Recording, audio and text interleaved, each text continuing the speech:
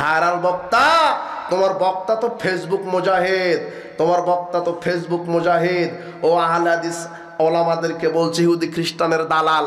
আল্লাহ ছাড়া অন্যের ইবাদত করা, কবর পূজা, মাজার পূজা, খানকা পূজা, পীর পূজা, উসিলা পূজা, এগুলি শিরক।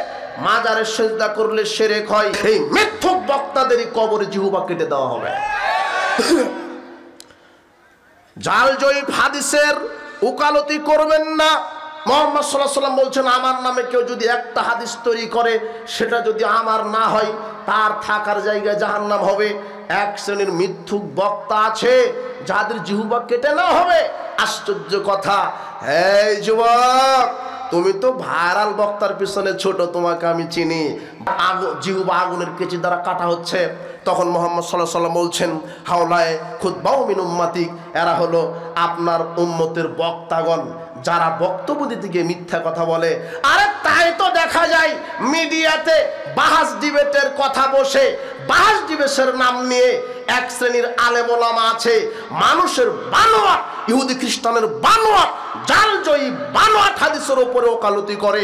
এক মাস রমাদানের সিয়াম পালন করার পরে এখন আমরা কোন মাসে অবস্থান করছি?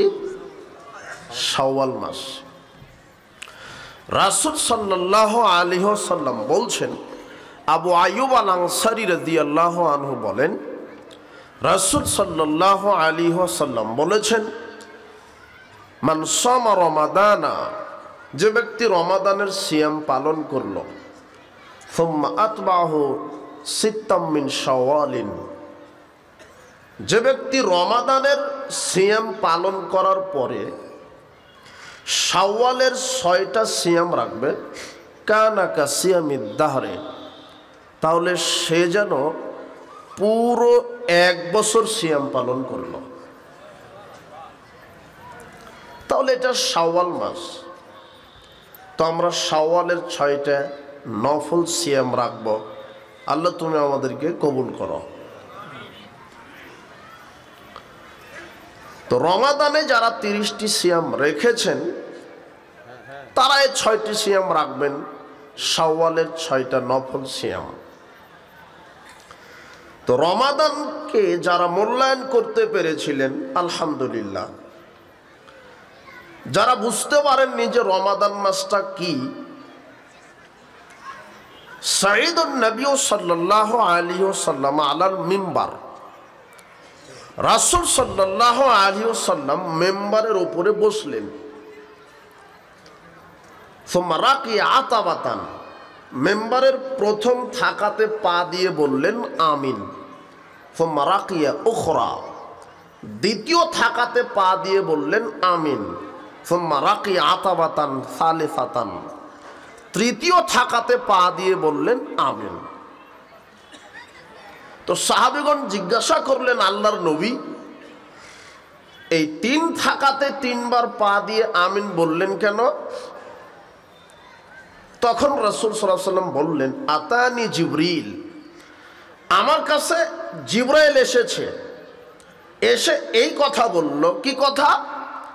মান আদরাকা রমাদান, যে ব্যক্তি রমাদান মাস পেল, ফালাম ইগফার লাহু, আর নিজের পাপকে ক্ষমা করিয়ে নিতে পারলো না, ফা আবাদাহুল্লাহ, আল্লাহ তাকে ধ্বংস করুন। জিবরিল আমিন বলছেন, ইয়া মুহাম্মদ সাল্লাল্লাহু আলাইহি ওয়াসাল্লাম, যে ব্যক্তি রমাদান মাস পেল, পাওয়ার পরেও রমাদানকে মূল্যায়ন করে নিজের পাপকে ক্ষমা করিয়ে নিতে পারলো না, আল্লাহ তাকে ধ্বংস করুন। তখন আমি বললাম আমিন। কে বললেন আমিন?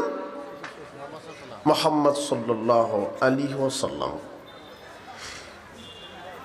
দ্বিতীয় থাকাতে পা দিয়ে বললেন আমিন। সাহাবীগণ বলছেন, দ্বিতীয় থাকাতে পা দিয়ে আমিন বললেন কেন? তখন মুহাম্মদ সাল্লাল্লাহু আলাইহি ওয়াসাল্লাম বললেন, মান আদরাকা ওয়ালিদাইহি আও আহাদাহুমা, যে ব্যক্তি তার পিতামাতাকে জীবন দশাতে পেল, একজন অথবা উভয়কে, ফালাম ইয়াবিররাহুমা, তাদের খেদমত করে জান্নাতে যেতে পারলো না, ফা আবআদাহুল্লাহ, আল্লাহ তাকে ধ্বংস করুন। যেই সন্তান তার পিতামাতাকে জীবন দশাতে পেয়ে পিতামাতার খেদমত করে কোথায় যেতে পারলো না? জান্নাতে। আল্লাহ তাকে ধ্বংস করুন, এই বদদোয়াটা করছেন কে? জিবরিল। বলেন তো কে? জিবরিল আলাইহিস সালাম। আর সুপারিশ আল্লাহ তুমি কবুল করো, আমিন, এই কথা বলছেন কে? মুহাম্মদ সাল্লাল্লাহু আলাইহি ওয়াসাল্লাম। তার মানে কবুল হবেই, তার মানে কবুল হবেই। আপনার মতো তো আর হারাম খুরার দোয়া করছে না, আমিন বলছে না। কে আমিন বলেছে? মুহাম্মদ সাল্লাল্লাহু আলাইহি ওয়াসাল্লাম। আর আপনার দোয়া কবুল হয় না কেন? আপনার জীবনটাই চলে যে শিরকের উপর দিয়ে, বেদাতের উপর দিয়ে, আর হারামের উপর দিয়ে। এই জন্য আপনারটা কবুল হয় না। বদদোয়া করছেন কে বলেন তো? জিবরাইল আলাইহিস সালাম। আর আমিন বলছেন কে বলেন তো? মুহাম্মদ সাল্লাল্লাহু আলাইহি ওয়াসাল্লাম। তার মানে কবুল হবে না, তাই না? হবেই। সোমারাকি আতাবাতান সালেসাতান, তৃতীয় থাকাতে পা দিয়ে বললেন আমিন। ফেরেশতা সাহাবীগণ জিজ্ঞাসা করলেন তৃতীয় থাকার কি রহস্য? তখন মুহাম্মদ সাল্লাল্লাহু আলাইহি ওয়াসাল্লাম বলছেন মান যুকিরতা ইনদাহু, আপনার নাম যে ব্যক্তির উপরে উচ্চারণ করা হলো, যার সামনে আপনার নাম নেওয়া হলো, ফালাম ইসাল্লি আলাইকা, অথচ আপনার নাম শুনে দরুদ পাঠ করলো না, ফা আবআদাহুল্লাহ, আল্লাহ তাকে ধ্বংস করুন। তখন মুহাম্মদ সাল্লাল্লাহু আলাইহি ওয়াসাল্লাম বললেন কি? আমিন। আপনার নাম যার সামনে উচ্চারণ করা হলো আর আপনার নামটা শোনার পরে দরুদ পড়ল না, আল্লাহ তাকে ধ্বংস করুন। এই বদদোয়া করছেন কে? জিবরাইল। তখন মুহাম্মদ সাল্লাল্লাহু আলাইহি ওয়াসাল্লাম কি বললেন? আমিন, আল্লাহ তাকে ধ্বংস করুন। তাহলে কার নাম শুনলে দরুদ পড়া লাগে? মুহাম্মদ সাল্লাল্লাহু আলাইহি ওয়াসাল্লাম। ওয়াজিব, পড়তেই হবে। না পড়লে বদদোয়া করেছেন কে? জিবরাইল। আর আমিন বলেছেন কে? মুহাম্মদ সাল্লাল্লাহু আলাইহি ওয়াসাল্লাম। তো কই তো নবী মুহাম্মদ সাল্লাল্লাহু আলাইহি ওয়াসাল্লামের নাম আপনি শুনছেন, কই দরুদ পড়ছেন? আপনারা কি গরু ছাগল হয়ে গেলেন নাকি? কিছু বুঝতে যাচ্ছেন না নাকি? পৃথিবীতে আশ্চর্য একটা মানুষ যার নাম শুনলে দরুদ পড়তে হবে, ওয়াজিব, বাধ্য। না পড়লে আল্লাহর পক্ষ থেকে গজব নাজিল হবে। তার নাম কি বলেন তো? মুহাম্মদ সাল্লাল্লাহু আলাইহি ওয়াসাল্লাম। আশ্চর্য একটা মানুষ। তিনি বলছেন মান সাল্লা আলাইহি হিনা তুসবিহু হিনা তুমসি আশরা মাররাত, যে কোনো মুসলিম নারী পুরুষ ফজরের সালাতের পরে যদি 10 বার দরুদ পড়ে আর মাগরিবের সালাতের পরে যদি 10 বার দরুদ পড়ে, তাহলে ওই ব্যক্তি আমার সুপারিশ পাবেই পাবে। বিচার মাঠে আমার সুপারিশ পাবেই। যখন নাম শুনবেন তখন তো পাঠ করবেন। তো এই আমলটা আজকে থেকে করবেন। ফজরের সালাতের পরে কয়বার দরুদ? আর মাগরিবের সালাতের পরে 10 বার। এটা হলো হাদিস। তো প্রথমে যে আমিন বলছেন, তার প্রথম আমিন বলার কারণ ছিল যে ব্যক্তি রমাদান মাস পাওয়ার পরও নিজের পাপ ক্ষমা করতে পারলো না, আল্লাহ তাকে ধ্বংস করুন। এই কথা তার লোট কত আপনি বুঝতে পেরেছেন? মানে রমাদান মাস এমন একটা মাস, রমাদান বরকতপূর্ণ মাস, রমাদান ক্ষমার মাস, রমাদান দয়ার মাস, রমাদান নাজাতের মাস, রমাদান মাগফিরাতের মাস, রমাদান রুজি আল্লাহ দিয়ে থাকেন তার মাস, রমাদান দোয়া কবুলের মাস, রমাদান বান্দার ডাকে সাড়া দানকারীর মাস। এমন একটা মাস রমাদান। রাসূল সাল্লাল্লাহু আলাইহি ওয়াসাল্লাম বলছেন, আমাদের দেশের বা পাক ভারত উপমহাদেশের কিছু মৌলানা সাহেবেরা রমাদানকে 3 ভাগ করে ফেলেছে। বলেন তো কয় ভাগ? 3 ভাগ। এরা মনে করেছে যে আল্লাহ এরকমই, যে প্রথম 10 দিন রহমত, দ্বিতীয় 10 দিন মাগফিরাত, তৃতীয় 10 দিন নাজাত। অথচ হাদিসটা জাল, সেটা বিশ্বাস করা যাবে না। যদি এই হাদিসের উপর আপনি বিশ্বাস করেন তাহলে আল্লাহ হবেন জালেম, নাউজুবিল্লাহি মিন জালিক। মানে শুধু প্রথম 10 দিন দয়া করবেন, শেষের 20 দিন আর দয়া করবেন না, এটাই বোঝা যাচ্ছে নাকি? দ্বিতীয় 10 দিন ক্ষমা করবেন, প্রথম 10 দিনও নয়, শেষের 10 দিনও নয়, এটাই বোঝা যাচ্ছে। তৃতীয় 10 দিন নাজাত, মানে শুধু শেষের 10 দিন নাজাত দিবে, ওপরের 20 দিন আর জাহান্নামীদেরকে মুক্তি দিবে না, এটাই বোঝা যাচ্ছে। অথচ রহমত, রাসূল সাল্লাল্লাহু আলাইহি ওয়াসাল্লাম বলছেন, ইযা জা রমাদান ফুতিহাত আবওয়াবুর রাহমা, যখনই রমাদান চলে আসে, রমাদানের 30টা দিন আল্লাহ রহমতের সব দরজা খুলে দেন। কই শুধু 10 দিন হলো নাকি? হাদিস তো বুখারী মুসলিমের। শুধু 10 দিন রহমত না টোটালি রমাদান? টোটালি। আর নাজাতেরটা কি হলো? ইবনে মাজার 682 নম্বর হাদিস, তিরমিজির 682 নম্বর হাদিস।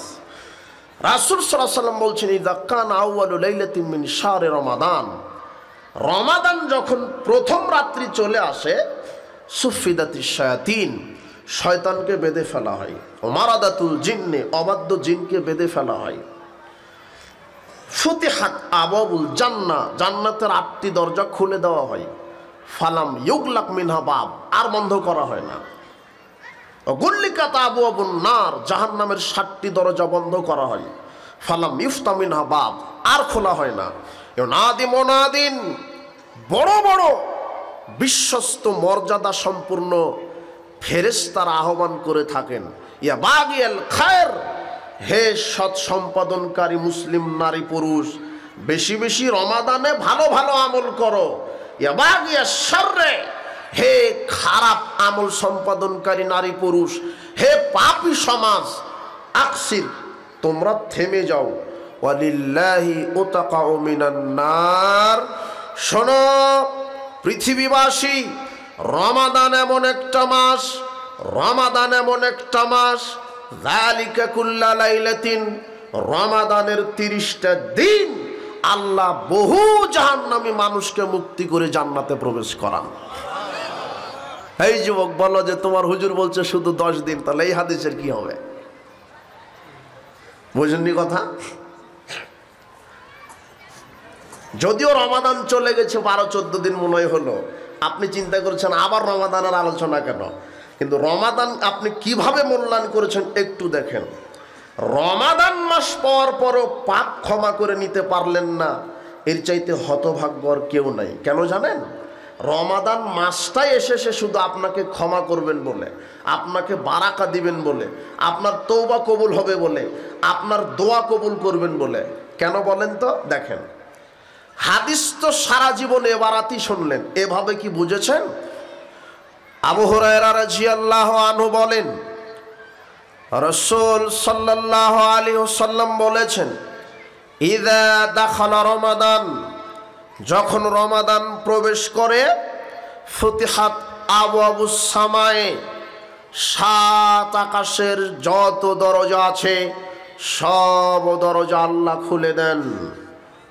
রমাদান যখন প্রবেশ করে তখন 7 আকাশের সব দরজা খুলে দেন।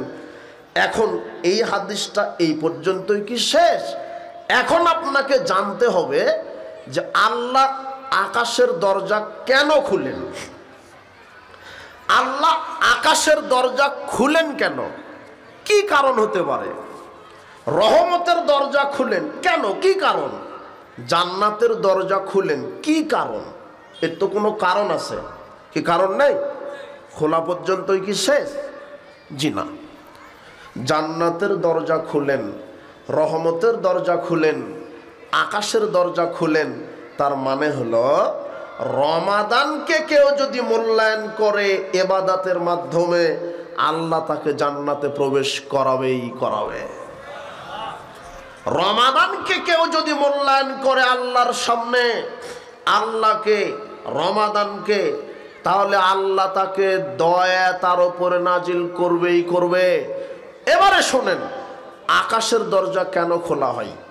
যখন আল্লাহ ফেরেশতা নাজিল করেন তখন আল্লাহ আকাশের দরজা খোলেন। আকাশের দরজা কেন খোলা হয়? যখন বান্দার ডাকে আল্লাহ সাড়া দিবেন তখন আল্লাহ আকাশের দরজা খুলেন। যখন বান্দা আল্লাহকে ডাকে তার ডাক তার দোয়া কবুলের জন্য আকাশের দরজা খুলেন। যখন রুজি রুটি চাই তখন খুলেন। যখন ক্ষমা করতে চাই তখন খুলেন।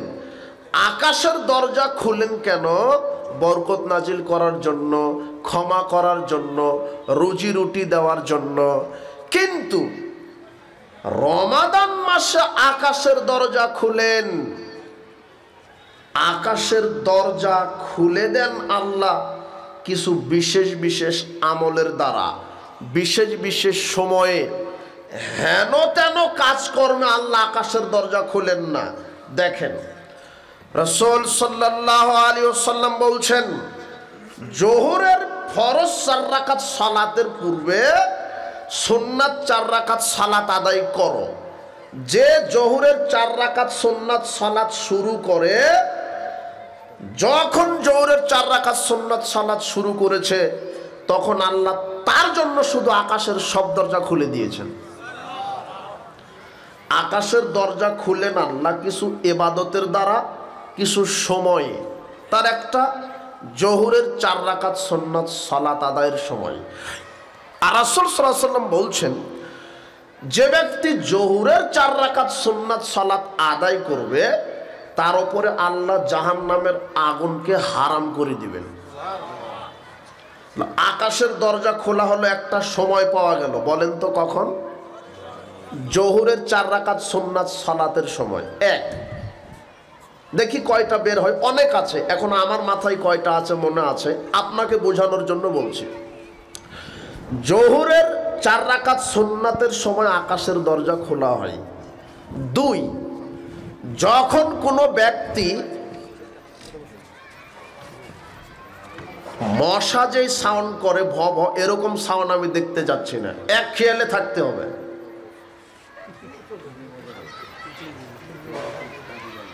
মানুষের পরিচয় দেন। আমি প্রথমে বলেছি মানুষের মতো পরিচয় দেন। কেন? পৃথিবীতে আশ্চর্য একটা প্রাণী মানুষ, যার মতো বিবেকবান বুদ্ধিমান আর কেউ নাই। তো আপনি যদি অমানুষের মতো পরিচয় দেন তাহলে কিভাবে হবে? এক খেয়ালে থাকেন। এখানে তো আমি গল্প করছি না বা সাব ব্যাঙ্গের কিচ্ছা বলছি না। আর এখানে কোনো মুফাসসির সাহেব আসেনি যে আপনাকে কাঁদাবে আর হাসাবে। আর আমরা বলে দিয়েছি বাংলাদেশে অন্তত কোনো মুফাসসির নাই। যারা আছে তারা আন্তর্জাতিক ক্ষতি সম্পন্ন মুফাসসির, জাতিগতভাবে ক্ষতি করে যাচ্ছে এরা। মুফাসসির হতে গেলে 16টা বিদ্যা লাগে। এই যুবক বলো তো কয়টা? আর বাংলাদেশে আছে 6টা। কয়টা? আর নাই কয়টা? 10টা না জেনেই তোমার মুফাসসির। এই জন্যই তো শুধু গল্প কিচ্ছা কাহিনী বলে।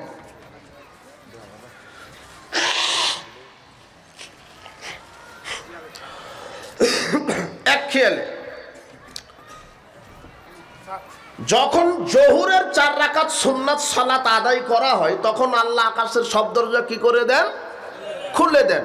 2, যখন কোনো ব্যক্তি অসুস্থ ব্যক্তিকে দেখতে যাচ্ছে, আপনি যদি অসুস্থ ব্যক্তিকে দেখতে যান, বাড়ি থেকে বের হয়েছেন, হওয়ার সাথে সাথেই আপনার জন্য, শুধু আপনার জন্যই আকাশের সব দরজা খুলে দেওয়া হয়েছে। রাসূল সাল্লাল্লাহু আলাইহি ওয়াসাল্লাম বলছেন, কেউ যদি সকালে কোনো রোগী অসুস্থ ব্যক্তিকে দেখতে যায়, সন্ধ্যা পর্যন্ত 70,000 ফেরেশতা তার জন্য আল্লাহর কাছে ক্ষমা প্রার্থনা করেন। যদি সন্ধ্যায় দেখতে যাই, সকাল পর্যন্ত 70,000 ফেরেশতা তার জন্য ক্ষমা প্রার্থনা করেন। তো এই যে 2, যখন কেউ অসুস্থ ব্যক্তিকে দেখতে যায়। 3, যখন কেউ বলে সুবহানাল্লাহ, বলতে দেরি আল্লাহ আকাশের সব দরজা খুলে দিয়েছেন।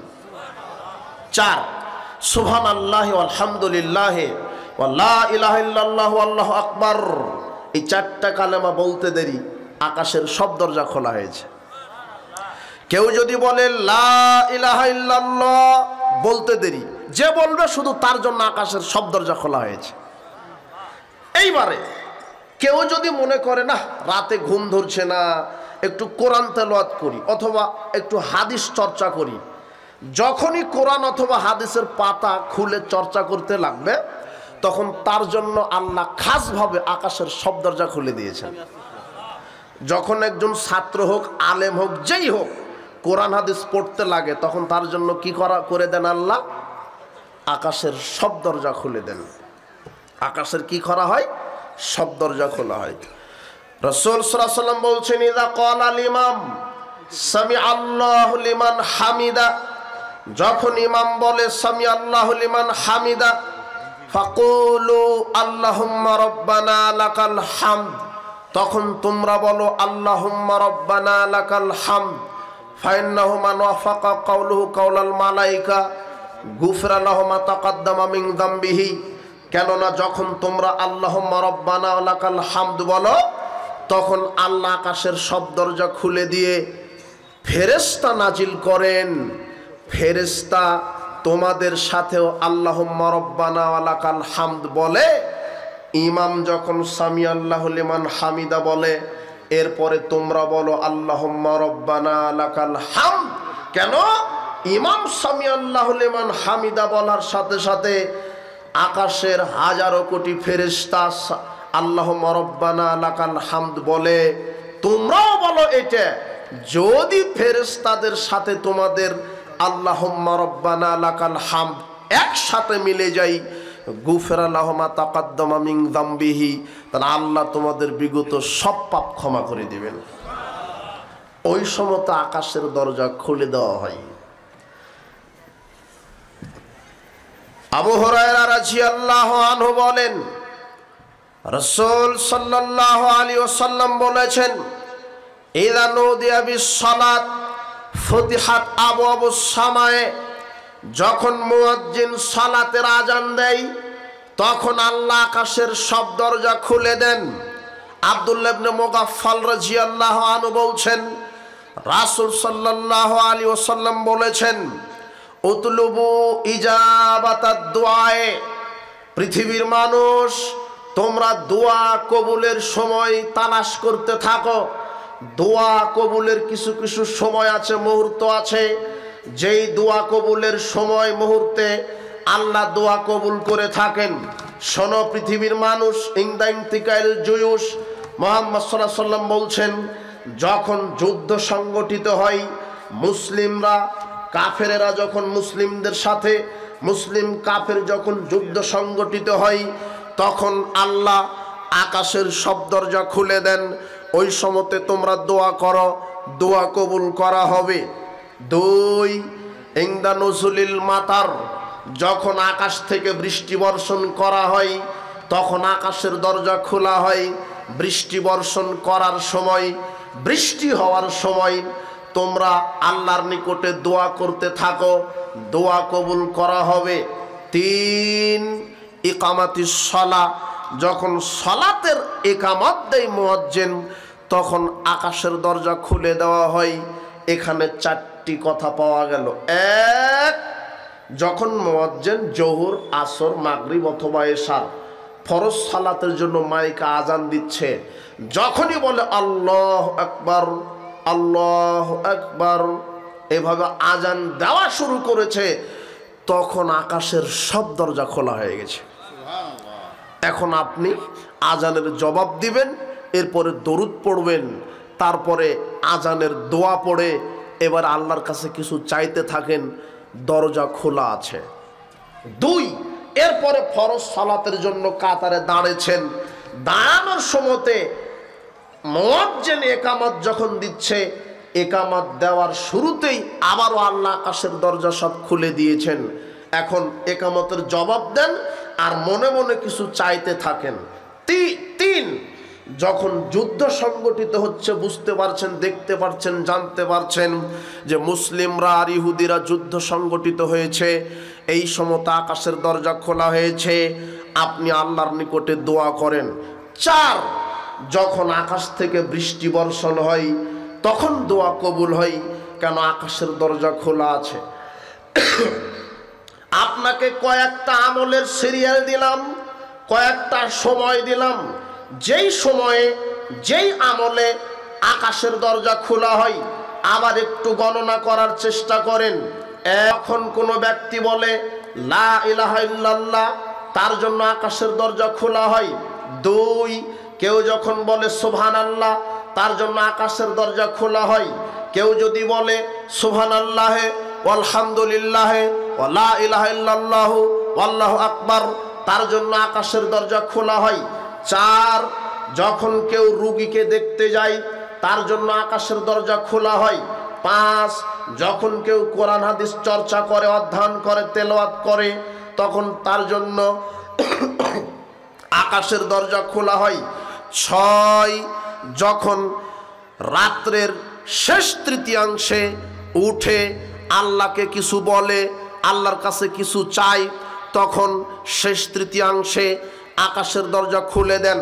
7, মুহাম্মদ সাল্লাল্লাহু আলাইহি ওয়াসাল্লাম বলছেন, কোনো ব্যক্তি ওযু করে ঘুমাবে, ঘুম থেকে হঠাৎ উঠে যদি বলতে পারে সুবহানাল্লাহি আলহামদুলিল্লাহি ওয়া লা ইলাহা ইল্লাল্লাহু আল্লাহু আকবার লা হাওলা ওয়ালা কুওয়াতা ইল্লা বিল্লাহ সুবহানাল্লাহি, কেউ যদি ঘুম থেকে উঠেই বলতে পারে, হঠাৎ ঘুম ভেঙে গেল, ওযু করে ঘুমিয়েছিলেন, রাত 1টা 2টায় হঠাৎ ঘুম ভেঙে গেল, রাসূল সাল্লাল্লাহু আলাইহি ওয়াসাল্লাম বলছেন এই সময়তে কেউ যদি বলতে পারে লা ইলাহা ইল্লাল্লাহু ওয়াহদাহু লা শারীকা লাহু লাহুল মুলকু ওয়া লাহুল হামদু ওয়া হুয়া আলা কুল্লি শাইইন কাদির ওয়া সুবহানাল্লাহি ওয়ালহামদুলিল্লাহি ওয়া লা ইলাহা ইল্লাল্লাহু আল্লাহু আকবার ওয়া লা হাওলা ওয়া লা কুওয়াতা ইল্লা বিল্লাহ, এইটুকুন বলতে বলতে তার জন্য আকাশের দরজা খোলা হয়। এই কয়টা কালেমা পাঠ করার পরে এখন ব্যক্তি যা আল্লাহর কাছে প্রার্থনা করবে আল্লাহ তাকে সবই দিয়ে দিবেন। এটা 7। 8, যখন সালাতের জন্য আজান দেওয়া হলো তখন আকাশের দরজা খোলা হয়। 9, যখন বৃষ্টি বর্ষণ করা হয় আকাশের দরজা খোলা হয়। 10, যখন যুদ্ধ সংগঠিত হয় তখন আকাশের দরজা খোলা হয়। 11, যখন সালাতের ইকামত দেওয়া হয় তখন আকাশের দরজা খোলা হয়। 12, রাসূলুল্লাহ বলছেন যখন কোনো মাজলিস, কোরআন হাদিসের মাজলিস অনুষ্ঠিত হয়, সেখানে ফেরেশতা নাজিল হয়, তার মানে তখন আকাশের দরজা খোলা হয়। এখন আকাশের দরজা খোলা আছে। এখন কি আছে? খোলা আছে। আকাশের দরজা কেন খুলেন? আমি রাজশাহী থেকে এখানে জাহাঙ্গীর ভাইকে ফোন দিলাম, কল দিলাম, বলেন তো কেন কল দিয়েছি? কিছু কথা বলবো তাই তো, বুঝেননি কথা? কিছু কথা বলবো তাই তো। তো আকাশের দরজা খুলেছেন মানে এখন আপনার ডাকে আল্লাহ সাড়া দিবেন, মানে এখন কিছু চাইতে হবে আপনার। বলেন আল্লাহ আমার পিতামাতা অসুস্থ, আরোগ্যতা দান করো। আল্লাহ আমার পিতামাতা মারা গেছে, কবরের শাস্তি মাফ করো। আল্লাহ আমি ছাত্র, আমার মেধা প্রজ্ঞা বাড়িয়ে দাও। আল্লাহ আমাকে নেক স্ত্রী দান করো।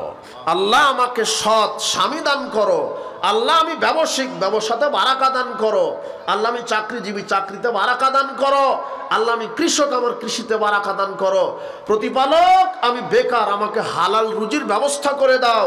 প্রতিপালক আমি বিপদে, আমাকে বিপদ থেকে কাটিয়ে দাও। প্রতিপালক আমি ঋণগ্রস্ত, আমাকে ঋণ মুক্ত করে দাও। এভাবে আপনি চাইবেন। কেন? এই সময়ে যে 12টা আমলের কথা বলা হলো, এই 12টা সময়ে আল্লাহ 12টা আমলে আল্লাহ আকাশের দরজা খুলে দেন। এই সময় আপনি মনের ইচ্ছা আকাঙ্ক্ষা নিয়ে বৈধ কামনা বাসনা আল্লাহর কাছে প্রার্থনা করেন। এমন একটা সময় এই 12টা আমল, যেই 12টা আমলে আকাশের দরজা খোলা হয়, আর ওই সময়তে যে যা চাই আল্লাহ তাকে তাই দান করেন। এটা আমি 12টা সময় আর 12টা আমল দেখালাম। আমি কিন্তু রমাদান মাসকে বোঝাতে গিয়ে এতক্ষণ কথা বললাম। এবারে শোনেন, রমাদান মাস এমন একটা মাস, এই 12টা আমলের ধার ধারে না। সুবহানাল্লাহ বলতে হবে না, লা ইলাহা ইল্লাল্লাহ বলতে হবে না, রোগীকে দেখতে যাওয়া লাগবে না, রাত্রে শেষ তৃতীয়াংশে উঠা লাগবে না, আপনার কোরআন হাদিস পড়তে বসা লাগবে না, জোহরের 4 রাকাত সালাতের সময়ে ওই সময়ে মূল্যায়ন করতে হবে না। এটা কোনো সময়, এটা কোনো আমল দেখে না। আল্লাহ রাসূল সাল্লাল্লাহু আলাইহি ওয়াসাল্লাম বলছেন, রমাদান যখনই প্রবেশ করে, রমাদানের 30টা দিন, 24টা ঘন্টা, প্রত্যেকটা সেকেন্ড সব দরজা খোলা আছে। সব সময় শুধু এখন দোয়া করবেন আল্লাহর কাছে। ওই যে এই ছেলে শোনো, তোমার হুজুর বলছে ইফতারের সময়ে দোয়া কবুল হয়, একেবারে নগদ মিথ্যা কথা। ইফতারের সময় কি, রমাদানের প্রত্যেকটা সেকেন্ডের মূল্য একই সমান, ইফতারের আগে হোক আর পরে হোক, বোঝা যায়নি মনে হয়। সব সময় আকাশের দরজা খোলা আছে। আর কেন খোলা রেখেছেন আল্লাহ বলেন তো? আপনার দোয়া কবুল করবেন বলে, আপনাকে ক্ষমা করবেন বলে। আল্লাহ ক্ষমা করে দাও। আমি এই যে তারাবির সালাত আদায় করছি, আমি লাইলাতুল কদর উদযাপন করছি, তাহারাও লাইলাতুল কদর ফিল বিত্রি মিনাল আশরিল আখির মিন রমাদান। মুহাম্মদ সাল্লাল্লাহু আলাইহি ওয়াসাল্লাম বলছেন, আমি মুহাম্মদ সাল্লাল্লাহু আলাইহি ওয়াসাল্লাম বলছি, রমাদানের শেষ দশকের বেজোর রাত্রিগুলি লাইলাতুল কদর হিসেবে মূল্যায়ন করো। শুধু 27 রাত মূল্যায়ন করলে বেদাত হবে। কয়টা রাত্রে মূল্যায়ন করা লাগবে? বেজোর 5টা। আমলের উসিলাই, সৎ আমলের উসিলাই দোয়া করবেন, আল্লাহ আজকে গোটা দিন সিয়াম রেখেছিলাম, আজকে 2 পৃষ্ঠা কোরআন পড়েছি, আজকে 10টা টাকা দান করেছি, আল্লাহ গত রাত্রে তারাবির সালাত আদায় করেছি, গত রাত্রে লাইলাতুল কদর উদযাপন করেছি, আল্লাহ আমি তারাবির সালাত আদায় করছি, এই সৎ আমলের উসিলায় আমার দোয়া কবুল করো, আমার পাপ ক্ষমা করো, আমার পিতামাতাকে সুস্থতা দান করো। কেননা আকাশের দরজা খোলা আছে, আপনি তওবা করেন, পাপ থেকে ক্ষমা চান, আল্লাহ আপনার সব পাপ ক্ষমা করে দিবে। এই জন্যই জিবরাইল আমিন বলছেন, রমাদান মাস চলে গেল, এরপরও পাপ ক্ষমা যার হলো না, আল্লাহ তাকে কি করুন? ধ্বংস করুন। এই বাক্যটা এতক্ষণ আপনাকে বোঝালাম। তাহলে রমাদান শেষ, এখন শাওয়াল, 6টা সিয়াম রাখবেন। রাসূল সাল্লাল্লাহু আলাইহি ওয়াসাল্লাম বলছেন 6টা সিয়াম যে রাখবে, রমাদানের 30টা রাখার পরে 6টা যে রাখবে, তাহলে আল্লাহ তাকে পুরো 1 বছর সিয়াম রাখার নেকি লিখে দিবেন। তাহলে 6টা সিয়াম রাখার তৌফিক দান করুন, আল্লাহুম্মা আমিন। এখন অনেক কেউ দাঁড়িয়ে আছে, আর অনেক মানুষ রাস্তা দিয়ে হাঁটা চলাচল করছে, আর এখনো কিছু নারী পশু প্রাণীর মতো কথা বলছে। আমি তো এখনো অবাক হলাম যে মানুষ সত্য আছে। আমি বলেছি মানুষের পরিচয় দিয়ে এখানে বসে থাকতে হবে, কোনো এদিক ওদিক চলবে না। বলছিলাম কবরের শাস্তি, কি বিষয়? কবরের শাস্তি। আল্লাহ সুবহানাহু ওয়া তাআলা বলছেন, ইসাব্বিতুল্লাহুল্লাযীনা আমানু বিল কওলিস সাবিত ফিল হায়াতিদ দুনিয়া ওয়া ফিল আখিরাহ। যারা প্রতিষ্ঠিত বাণীর উপর ঈমান এনেছে, আশহাদু আল্লা ইলাহা ইল্লাল্লাহু ওয়া আশহাদু আন্না মুহাম্মাদান আবদুহু ওয়া রাসূলুহু, এটা প্রতিষ্ঠিত বাণী। যারা এই বাণীর উপর ঈমান এনে নিজের জীবনকে ঈমান, আমল, আকীদায় বাস্তবায়ন করেছে, আল্লাহ তাদেরকে দুনিয়াতে দৃঢ় রাখবেন, বিচারের মাঠে দৃঢ় রাখবেন। এখানে আপনাদেরকে কয়েকটা পয়েন্ট বলে রাখা ভালো হবে। প্রথম অবস্থায় মৃত্যু সম্পর্কে কিছু সময় আলোচনা হবে। দ্বিতীয় অবস্থায় আপনার কবরের জীবন সম্পর্কে আলোচনা হবে। তৃতীয় অবস্থায় আলোচনা হবে কবরের শাস্তি হওয়ার কারণ। চতুর্থ ধাপে আলোচনা হবে কবরের শাস্তির ধরন। পঞ্চম আলোচনা হবে কবরের শাস্তি থেকে বাঁচার উপায়। সপ্তম অংশ আলোচনা হবে কবরের শাস্তি থেকে মুক্ত কারা। খুব সংক্ষিপ্ত সময়ে, রাত গভীর হওয়ার দিকে চলে গেছে, আমরা কয়েকটা পয়েন্টে সংক্ষিপ্তভাবে আলোচনা করব। প্রথম অবস্থায় আসেন আমরা মৃত্যু সম্পর্কে কয়েক মিনিট আলোচনা করার, শোনার চেষ্টা করি।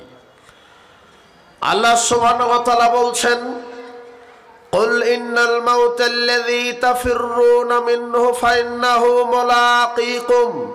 মুহাম্মদ সাল্লাল্লাহু আলাইহি ওয়াসাল্লাম, যারা মৃত্যু থেকে পলায়ন করতে চাচ্ছে তাদেরকে আপনি বলেন, মৃত্যু থেকে তোমরা যতই পলায়ন করো, মৃত্যু তোমাদেরকে পাকড়াও করবেই করবে। মৃত্যু প্রত্যেকটা মানুষকেই মৃত্যুবরণ করতে হবে। আল্লাহ সুবহানাহু ওয়া তাআলা বলছেন, লিকুল্লি উম্মাতিন আজাল, প্রত্যেকটা মানুষের নির্ধারিত সময় আছে। ইযা জাআ আজালুহুম লা ইস্তাখিরুনা সাআতান ফালা ইস্তাখিরুনা সাআতান ওয়ালা ইস্তাকদিমুন। যখন সেই সময়টা চলে আসবে, এক সেকেন্ড আপিস আল্লাহ সময় দিবেন না। মাকানা লিনাফসিন আন তামুতা ইল্লা বিইজনিল্লাহি কিতাবাম মুআজ্জালা। আল্লাহ বলছেন প্রত্যেকটা মানুষ কোথায় কি অবস্থায় কখন কিভাবে মৃত্যুবরণ করবে এটা তার তাকদিরে লেখা আছে। কোনো প্রাণী আল্লাহর আদেশ ব্যতীত, আল্লাহর নির্দেশ ছাড়া মৃত্যুবরণ করবে না। প্রত্যেককেই মৃত্যুবরণ করতে হবে। আল্লাহ সুবহানাহু ওয়া তাআলা বলছেন, আইনা মা তাকুনু ইউদরিকুমুল মাউত। তোমরা যেখানেই থাকো মৃত্যু তোমাদেরকে পাকড়াও করবেই করবে। ওয়ালাউ কুনতুম ফি বুরুজিম মুশাইয়্যিদা। যদিও তোমরা শরীর ও দুর্গে লুকায়িত থাকো, অবস্থিত থাকো, যেখানেই থাকো, যখন নির্ধারিত সময় চলে আসবে তখন তোমাদের মৃত্যুবরণ করতে হবে। উপস্থিত বৈঠকের মুসলিম দিনী ভাই বোন, আপনি নিজেকে নিয়ে ভাবুন, আপনি পৃথিবীতে আসলেন কি প্রক্রিয়ায়। আমরা এক সময় পৃথিবীতে ছিলাম না। আল্লাহ সুবহানাহু ওয়া তাআলা আমাদের আত্মাকে তৈরি করে, রূহকে সৃষ্টি করে আলমে আরওয়াহ রূহের জগতে রেখেছিলেন। সেখান থেকে আল্লাহ আমাদেরকে মাতৃগর্ভে দিয়েছেন। মাতৃগর্ভে আমরা 9 মাস 10 দিন ছিলাম। 9 মাস 10 দিন থাকার পরে আমাদেরকে আল্লাহ দারুদ দুনিয়া, দুনিয়ার গৃহে দিয়েছে। এই দুনিয়াতে থাকব কতদিন? আবু হুরায়রা রাদিয়াল্লাহু আনহু বলছেন, রাসূল সাল্লাল্লাহু আলাইহি ওয়াসাল্লাম বলেছেন, আমার উম্মতি মা বাইনা ইলা 70 ওয়া 60 ইলা 70। রাসূল সাল্লাল্লাহু আলাইহি ওয়াসাল্লাম বলছেন, আমার উম্মতের গড় বয়স হবে 60 থেকে 70 বছর। ওয়াকাল্লুহুম মাইয়াজুজু জালেক। কম সংখ্যক মানুষ এটা অতিক্রম করতে পারবে। আমার উম্মতের গড় বয়স হবে 60 থেকে 70 বছর। মানুষের জীবনকে 4 ভাগে ভাগ করেন। দেখেন আপনি কত সীমিত সময় নিয়ে পৃথিবীতে এসেছেন, যার কারণে আপনি আল্লাহকে মূল্যায়ন করছেন না। মানুষের শৈশব, কৈশোর 1 থেকে 16 বছরের মধ্যে, মানুষের যৌবন 16 থেকে 40-এর মধ্যে, মানুষের প্রৌঢ়ত্ব 40 থেকে 60-এর মধ্যে, বার্ধক্য চলে আসে 60 থেকে 70-এর মধ্যে। এরপরে আপনাকে বিদায় নিয়ে চলে যেতে হবে। যেটা চলে যাওয়ার মাধ্যম, তার নাম কি বলেন তো?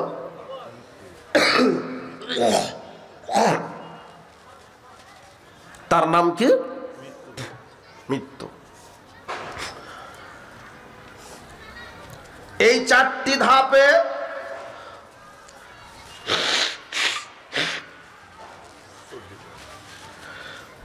প্রত্যেকটা মানুষ এই 4টি ধাপকে অতিক্রম করতে হয়। রাসূল সাল্লাল্লাহু আলাইহি ওয়াসাল্লাম বলছেন, খুব কম সংখ্যক ব্যক্তি তা অতিক্রম করতে পারবে। তবে বার্ধক্য চলে আসবে, এরপরে কবরমুখী হতে হবে। মানুষকে প্রতিদিন মৃত্যুর কথা স্মরণ করতে হবে। পৃথিবীর সবচাইতে ভদ্র শ্রেষ্ঠ মানুষ মুহাম্মদ সাল্লাল্লাহু আলাইহি ওয়াসাল্লাম, তাকে আল্লাহ সুবহানাহু ওয়া তাআলা মৃত্যুর কথা স্মরণ করিয়ে দিচ্ছেন জিবরিল আমিনের মাধ্যমে। সাল বিন সাদ রাদিয়াল্লাহু আনহু বলছেন, আতানি জিবরিল, আতা জিবরাইল আলাইহিস সালাম মুহাম্মদ সাল্লাল্লাহু আলাইহি সাল্লামের কাছে জিবরাইল আমিন আসলেন। এসে বললেন, ইয়া মুহাম্মদ, হে মুহাম্মদ, ইসমা শীতা ফাইন্নাকা মাইয়িত। যতদিন ইচ্ছা জীবনযাপন করুন, তবে আপনাকে মৃত্যুবরণ করতে হবে। এই কথা জিবরাইল আমিন মুহাম্মদ সাল্লাল্লাহু আলাইহি সাল্লামকে স্মরণ করিয়ে দিচ্ছেন।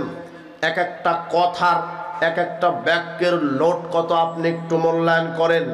সর্বশ্রেষ্ঠ মানুষ, তাকে আল্লাহ সুবহানাহু ওয়া তাআলা জিবরাইলের মাধ্যমে মৃত্যুর কথা স্মরণ করিয়ে দিচ্ছেন।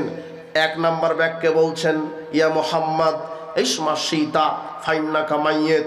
যতদিন খুশি জীবনযাপন করেন, হঠাৎ একদিন মৃত্যু চলে আসবে, মৃত্যু থেকে বাঁচতে পারবেন না। 2 নম্বর ব্যাখ্যা বলছেন জিবরাইল। আল্লাহ বলছেন জিবরাইল এইভাবে বলো, ওয়া আহবিব মান আহবাবতা ফাইন্নাকা মা ফারিকুহু। মুহাম্মদ সাল্লাল্লাহু আলাইহি সাল্লাম, দুনিয়াতে যত দলপাটি করো না কেন, যত সেনাবাহিনী তোমার থাক না কেন, যতই দলপাটি তোমার থাক না কেন, যতই সঙ্গপঙ্গ থাক না কেন, কবরে একাই চলে যেতে হবে, কবরে কেউ তোমার সাথে যাবে না। ওয়ামাল মাশিতা ফাইন্নাকা মাজুন বিহি। তৃতীয় ব্যাখ্যা বলছেন মুহাম্মদ সাল্লাল্লাহু আলাইহি ওয়াসাল্লাম, আপনি যেই আমলি করেন আল্লাহর কাছে হিসাব দিতে হবে, আল্লাহ আপনার হিসাব নিবেই। মুহাম্মদ সাল্লাল্লাহু আলাইহি ওয়াসাল্লাম, আপনি যেই আমলি করেন আল্লাহ আপনার হিসাব নিবেই।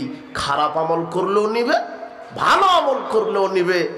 এই হাদিস থেকে আমরা কি শিক্ষা লাভ করতে পারি? আমাদের মৃত্যুবরণ করতে হবে, মৃত্যুর কথা স্মরণে রাখতে হবে। আমাদেরকেও এটা বুঝতে হবে, দুনিয়াতে যত ক্ষমতা আমার থাক, যত অর্থ থাক, যত সৈন্যবল থাক, আমাকে এটা বিশ্বাস করতে হবে একাই কবরে যেতে হবে, একাই কবরে যেতে হবে, কেউ যাবে না। এরপরে আমাকে এটা শিক্ষা নিতে হবে এই হাদিস থেকে যে আমি যেই আমলি করি, দেখছেন কে? আল্লাহ। কে দেখছেন? আর এই আমলের হিসাব কে নিবে? আল্লাহ। ভালো করেন, খারাপ করেন, হিসাব হবেই।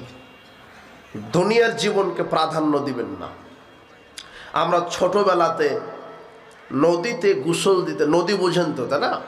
পুকুর বলেন কি? পুকুর, পুকুরও বুঝেন। পুকুর অথবা নদীতে যখন গোসল দিতে যেতাম, তখন আমি পানিটা খামসা ধরে পানিকে ধরার চেষ্টা করতাম। আচ্ছা, আপনি যদি সকাল থেকে সন্ধ্যা পর্যন্ত পানি ধরার চেষ্টা করেন, আপনি কি হাত দিয়ে ধরতে পারবেন? পানি আঙুল ভেদ করে কি হয়ে যাবে?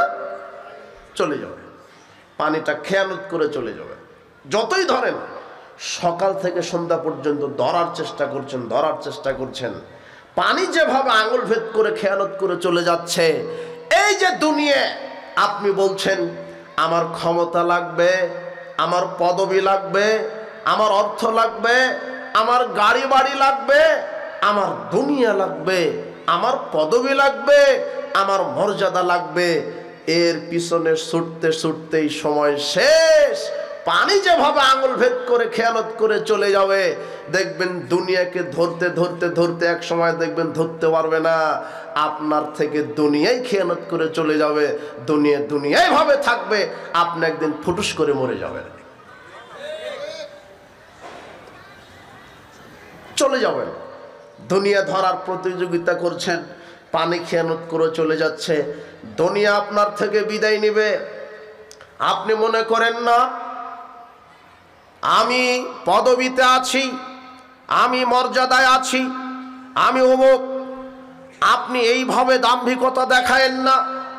ফেরাউন, নমরুদ, হামান, কামান, এরা দাম্ভিকতা দেখিয়েছিল, অর্থের বড়াই দেখিয়েছিল, এরা টিকতে পারেনি। আপনাকে কি দিয়ে বুঝাই? আব্দুল্লাহ ইবনে ওমর রাদিয়াল্লাহু আনহু বলছেন, কুনতু মা রাসূলিল্লাহ সাল্লাল্লাহু আলাইহি ওয়াসাল্লাম, আমি একদা রাসূল সাল্লাল্লাহু আলাইহি ওয়াসাল্লামের সাথে ছিলাম। রাসূল সাল্লাল্লাহু আলাইহি ওয়াসাল্লামের সাথে থাকা অবস্থায় দেখলাম, ফাজাহু রাজুলুম মিনাল আনসার ফাসাল্লামা আলান নবী সাল্লাল্লাহু আলাইহি ওয়াসাল্লাম, আনসার গোত্রের এক ব্যক্তি এসে আমাদের নবী মুহাম্মদ সাল্লাল্লাহু আলাইহি ওয়াসাল্লামকে সালাম দিলেন। তিনি সালামের জবাব নিলেন। এরপরে আনসার ব্যক্তি বলছেন, ইয়া রাসূলুল্লাহ আইয়ুল মুমিনিনা আফদাল, শ্রেষ্ঠ মুমিন কে? তখন তিনি বলছেন, আহসানুহুম খুলুকান, যার চরিত্র আখলাক ভালো সে শ্রেষ্ঠ মুমিন। এরপরে জিজ্ঞাসা করলেন, আইয়ুল মুমিনিনা আকিয়াসু, সবচেয়ে বুদ্ধিমান বিচক্ষণ মানুষ কে? তখন তিনি বলছেন, আখসারুহুম লিল মাউতে যিকরান, যে ব্যক্তি বেশি বেশি মৃত্যুকে স্মরণ করে, ও হাসানুহুম লিমা বা'দা ইস্তিদাদান, আর কবরে যাওয়ার জন্য পাথেও সংগ্রহ করে। কোথায় যাওয়ার জন্য? আমার কথা কি বুঝতে পারেন? সব সবচেয়ে বুদ্ধিমান বিচক্ষণ মানুষ যে মৃত্যুকে স্মরণ করে আর কবরে যাওয়ার জন্য পাথেয় সংগ্রহ করে। আমরা তো দুনিয়াবি পাথেয় সংগ্রহ নিয়ে ব্যস্ত আছি। আমাদের ব্যাংকে 1000 কোটি টাকা থাকতে হবে, 5টা গাড়ি থাকতে হবে, 10টা পুকুর থাকতে হবে, কয়েকটা বিল্ডিং থাকতে হবে, ঢাকাতে বাড়ি ফ্ল্যাট থাকতে হবে, আমেরিকাতে বিল্ডিং থাকতে হবে, কয়েক যুগ আমাকে ক্ষমতায় থাকতে হবে। আপনি দুনিয়া নিয়ে ব্যস্ত আছেন। শোনেন, আপনি যে এইভাবে দাম্ভিকতা করছেন, আপনি বলছেন এই রাস্তাটা আমার দাদার নামে, এই রাস্তা, এই সেতুটা আমার দাদার নামে, এই বিশ্ববিদ্যালয়টা আমার নামে, এই যে 100 একর জমিটা আমার নামে হয়েছে। আপনাকে যদি সারা পৃথিবীটা আপনার নামে লিখে দেওয়া হয় আর পরকালে যদি জান্নাত আপনার নামে না থাকে, আপনার চাইতে দুর্ভাগা আর কুকুর শিগালও হবে না। আর পৃথিবীতে আপনার কিছুই নাই, কিন্তু পরকালে যদি আপনার নামে আল্লাহ জান্নাতটা লিখে দেন, বিশ্বাস করেন আপনার চাইতে সফল ব্যক্তি আর কেউ হতে পারে না। আপনি দুনিয়া নিয়ে পড়ে আছেন কেন? যেই দুনিয়ার সময়সীমা 60-70 বছর, এই জন্য আপনি হালাল হারাম দেখছেন না। আপনি এত গর্ব করেন, এত ক্ষমতার অপব্যবহার করেন। মানে ফেরাউন চলে গেছে, নমরুদ চলে গেছে, এই 60-70-80 বছর জীবনকে প্রাধান্য দিতে গিয়ে আপনি মানুষকে মানুষ মনে করছেন না, হালাল হারাম বিবেচনা করছেন না, পাপকে পাপ মনে করছেন না। বিশ্বাস করেন, মৃত্যু যখন চলে আসবে আপনাকে কবর ছেড়ে দিবে না, বিচারের মাঠ ছেড়ে দিবে না, পুলসিরাতে পার হতে লাগবেন, খারাপ আমলের কারণে কেটে জাহান্নামে পড়তে লাগবেন। জাহান্নামে পড়তে লাগবে 70 বছর। কত বছর? শুধু পড়তেই লাগবে।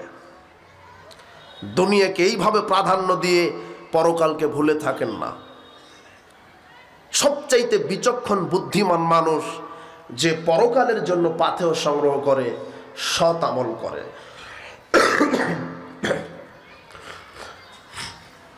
আনাস রাদিয়াল্লাহু আনহু বলেন, রাসূল সাল্লাল্লাহু আলাইহি ওয়াসাল্লাম বলেছেন, ইয়াতবাউল মাইয়িতা সালাসাতুন, মানুষ মারা গেলে মানুষের সাথে কবরে 3টা জিনিস যায়। গনে রাখেন, কয়টা? 3টে। মানুষ যখন মারা যায় তার সাথে তার কবরে 3টা জিনিস যায়। ইয়ারজি উসনানি ওয়াহেদ, 2টি ফিরে আসে, একটা তার সাথে কবরে থেকে যায়। ইয়ারজিহু আহলুহু মালুহু আমালুহু, মানুষের সাথে কবরে তার সাথে যায় তার সমাজের লোক তাকে দাফন করার জন্য। 2, তার সম্পদ খাটিয়ে, যেই খাটিয়া করে তাকে নিয়ে গেছে কবরে। 3, তার এই দুনিয়ার জীবনের যত আমল, ভালো হোক আর খারাপ হোক আমল। 1, কারা গেল? সমাজের লোক, আত্মীয় স্বজন। কেন গেছে? মাটি দিবে। 2, খাটিয়া, খাটিয়া বুঝেন না, যার ওপর করে তাকে নিয়ে যাওয়া হলো। 3, আমল। এই যে 60-70-100 বছর যে বেঁচে ছিল, এই যেই 100 বছর 70-80 বছরে বেঁচে থাকা যত আমল, সব আমল তার সাথে কোথায় গেল? কবরে। ইয়ারজি উসনানে 2টা জিনিস ফিরে চলে আসবে, ওরা কবরে থাকবে না। 1, বলেন তো কে? সমাজের লোক, আত্মীয় স্বজন, সমাজের লোক, ওরা থাকবে না, মাটি দিতে দেরি আর থাকবে না। 2, কোনটা চলে আসবে? খাটিয়ে, ও থাকবে না। ওয়াক্কাহেদ মাহু, তার সাথে একটা জিনিস থাকবে, বলেন তো কি? তার আমল। তার আমল থাকবে, কেউ থাকবে না। আপনি যে দুনিয়াতে এত কিছু করছেন, যে ছেলে মেয়ে স্ত্রীর জন্য হালাল হারাম দেখছেন না, ওরা কেউ থাকবে না। এখন মারা যান, মারা যাওয়ার সাথে সাথে আপনার নিজের আত্মীয়রা আপনার নাম আর মুখে নেবে না, বলবে যে লাশটা তাড়াতাড়ি দাফন করতে হবে, আর নাম নেবে না। মারা যেতে দেরি, নাম ছিল আব্দুর রহমান, আর কেউ আব্দুর রহমান বলে ডাকবে না, বলবে লাশ। কি বলবে বলেন তো? লাশ। এই যে এত কিছু করছেন, কবরে কেউ থাকবে না। বিচার মাঠে ছেলে তার বাপ থেকে পালাবে, মা তার সন্তান থেকে পালাবে, আত্মীয় স্বজন থেকে পালাবে। যাদের জন্য আপনি দুনিয়া দুনিয়া করে মরছেন, এরা কেউ থাকবে না। অথচ যে আমলটা করবেন আল্লাহকে খুশি করার জন্য সে আমল থাকবে, অথবা যে শয়তানে আমল করবেন সেই আমল থাকবে, সবাই ফিরে চলে আসবে। এই আমল যখন থাকবে, এখন আপনার পরিস্থিতি কি হতে পারে? বারা ইবনে আযিব রাদিয়াল্লাহু আনহু বলেন, রাসূল সাল্লাল্লাহু আলাইহি ওয়াসাল্লাম বলেছেন, তুআদু রূহু ফি জাসাদিহি, মাইয়েতকে যখন কবরে রাখা হয় তখন তার দেহে আল্লাহ আবার আত্মাকে ফিরিয়ে দেন। এখানে হাদিসের ওপরের অংশ একটু বলি, তাহলে বুঝতে পারবেন। পৃথিবীতে প্রত্যেকটা মানুষ অপরাধী, পৃথিবীতে প্রত্যেকটা মানুষ পাপী, পৃথিবীর প্রত্যেকটা মানুষই পাপী। তবে আপনি কি সুনিশ্চিত যে আমার পাপটা ক্ষমা হয়েছে? কেউ কি বলতে পারবেন নাকি? আমি যে ক্ষমা চাইছি 60-70 বছর ধরে তওবা করেছি, আল্লাহকে আমার তওবা কবুল করেছে, এটা কেউ বলতে পারবে না। তবে হ্যাঁ, মানুষ এই দুনিয়াতেই বলতে পারবে নিশ্চিত, সে নিজে জানতে পারবে, অন্য কাউকে জানাতে পারবে না। মানুষ আপনার তওবাটা আল্লাহ ক্ষমা করেছেন না করেননি আপনি নিজে জানতে পারবেন, কিন্তু দ্বিতীয় কাউকে জানাতে পারবেন না। এটা যার তওবা কবুল হবে সে জানতে পারবেই, আর যার তওবা কবুল হবে না সেও জানতে পারবে। আশ্চর্য একটা কথা, এই তথ্যটা কোরআনে আছে, এই তথ্যটা হাদিসে আছে। আপনি 70 বছর ধরে আল্লাহকে বলছেন আল্লাহ ভুল হয়েছে, ক্ষমা করো, আর করব না, কিন্তু এটা যে সুনিশ্চিত ক্ষমা হয়েছে আপনি বলতে পারছেন না। তবে আপনি একটা সময় বলতে পারবেন, সুনিশ্চিত আপনি জানতে পারবেন, আর কাউকে জানাতে পারবেন না। ওই সময়টা হলো মৃত্যুর সময়। কোন সময়? আল্লাহ বলছেন হামিম সাজদা 30 আয়াত, ইন্নাল্লাযীনা ক্বালু রাব্বুনাল্লাহ, নিশ্চয় যারা বলে আমাদের প্রতিপালক আল্লাহ, সুম্মাস্তাকামু, তার উপরে অটল থাকে, মানে যারা বলে আমার প্রতিপালক আল্লাহ, লা ইলাহা ইল্লাল্লাহ, কোন ইলাহা নাই প্রকৃত, আইনদাতা নাই, বিধানদাতা নাই, রাজ্জাক নাই, গাফফার নাই, ওলি নাই, পীর নাই, গাউস নাই, কুতুব নাই, মাজার নাই, খানকা নাই, দরবেশ নাই, ফকির নাই, সন্তান দাতা নাই, রাজ্জাক দাতা নাই, সেজদা পাওয়ার মালিক নাই, ইল্লাল্লাহ, একমাত্র কে ছাড়া?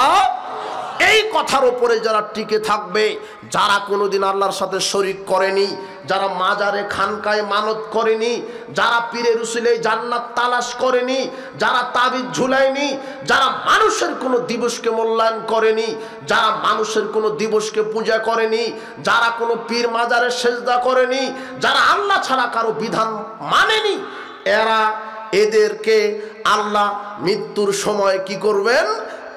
তাতানাজ্জালু আলাইহিমুল মালাইকা, এদের মৃত্যুর সময় আল্লাহ হাজারো লক্ষ কোটি ফেরেশতা জান্নাত থেকে মৃত্যুর সময় তার কাছে পাঠিয়ে দিবেন।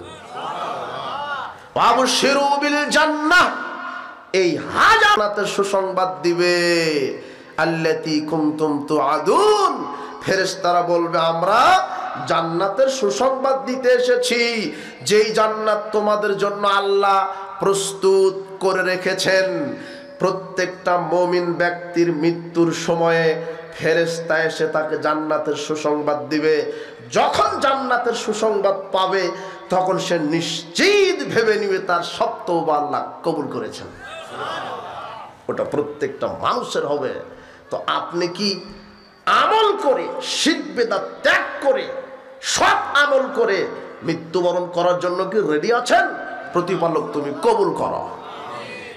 বারা বিন আযিব রাদিয়াল্লাহু আনহু বলছেন, রাসূল সাল্লাল্লাহু আলাইহি ওয়াসাল্লাম একটা কবরের পাশে গেলেন।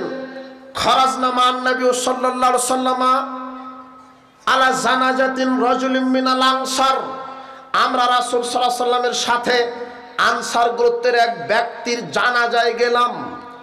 ওয়ালাম্মায়ুল হাদু ফান্তাহাইনা ইলাল কুবুরে, জানাজা শেষে আমরা কবরের পাশে গেলাম, কবর এখনো খনন করা হয়নি। ফাজালাসা রাসূলুল্লাহ সাল্লাল্লাহু আলাইহি ওয়াসাল্লাম, রাসূল সাল্লাল্লাহু আলাইহি ওয়াসাল্লাম বসে গেলেন। ওয়া জালাসনা হাওলাহু, আমরাও তার পাশে বসে গেলাম। ওয়া ফি ইয়াদিহি উদুন ইয়ানকুতু বিহিল আরদা, রাসূল সাল্লাল্লাহু আলাইহি ওয়াসাল্লামের হাতে একটা কাঠের একটা অংশ ছিল, টুকরা ছিল। ইয়ানকুতু বিহিল আরদা, কাঠ দিয়ে তিনি জমিনের উপরে রেখা টানছিলেন। ফালাম্মা রাসাহু, এরপরে তিনি মাথাটা উপরের দিকে করে বলছেন, সাহাবীগণ ইস্তাঈযু বিল্লাহি মিন আযাবিল কবরে, তোমরা আল্লাহর কাছে কবরের শাস্তি থেকে আশ্রয় চাও। মাররাতাইনা সালাসান, দুইবার অথবা তিনবার বললেন তোমরা আল্লাহর কাছে কবরের শাস্তি থেকে আশ্রয় চাও। এরপরে তিনি এমন একটা কথা বললেন, সাহাবীগণ শোনো, ইন্নাল আবদাল মুমিনা ইযা কানা ফি ইনকিতাম মিনাদ দুনিয়া ইকবাল মিনাল আখিরা।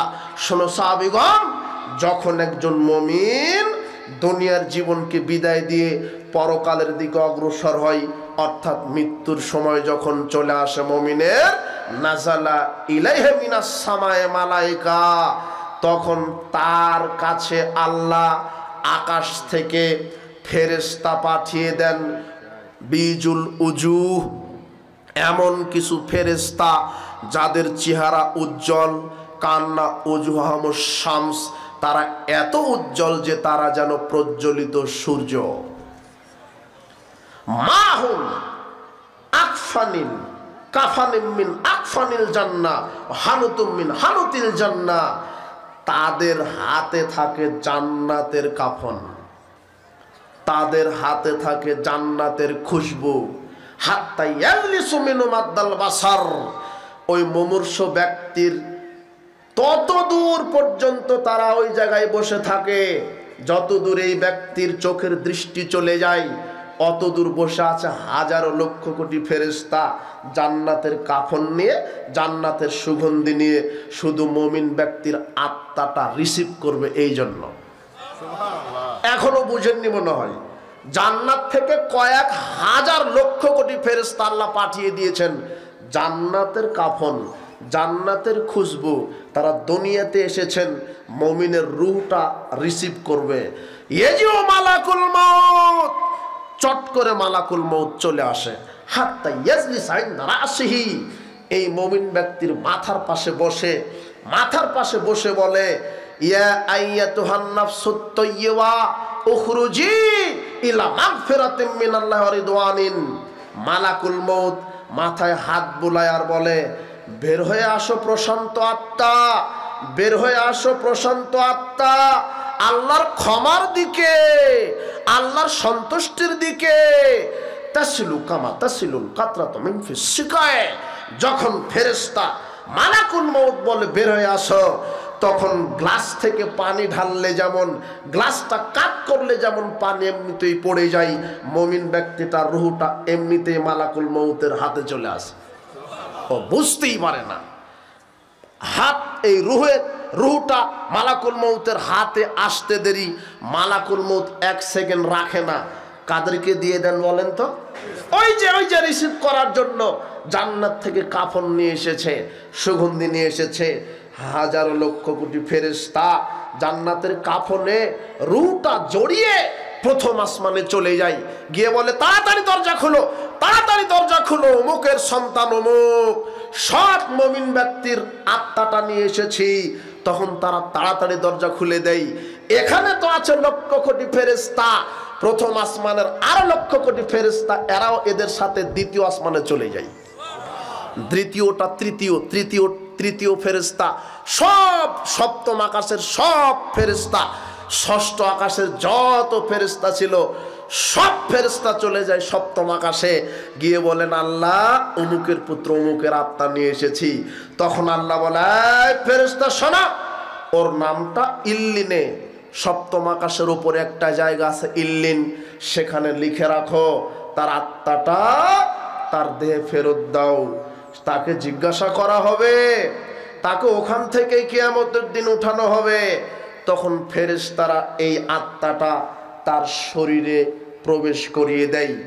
আর খারাপ ব্যক্তির আত্মাটা কিভাবে কবজ হবে? ওই যে চটের বস্তা নিয়ে আসে হাজার হাজার ফেরেশতা। আর মালাকুল মউত এসে যখন বলে আইয়াতুন নাফসুল খাবিস, হে অপবিত্র আত্মা বের হও, তখন আত্মাটা সারা শরীর ঘুরতে থাকে, বের হতে চায় না।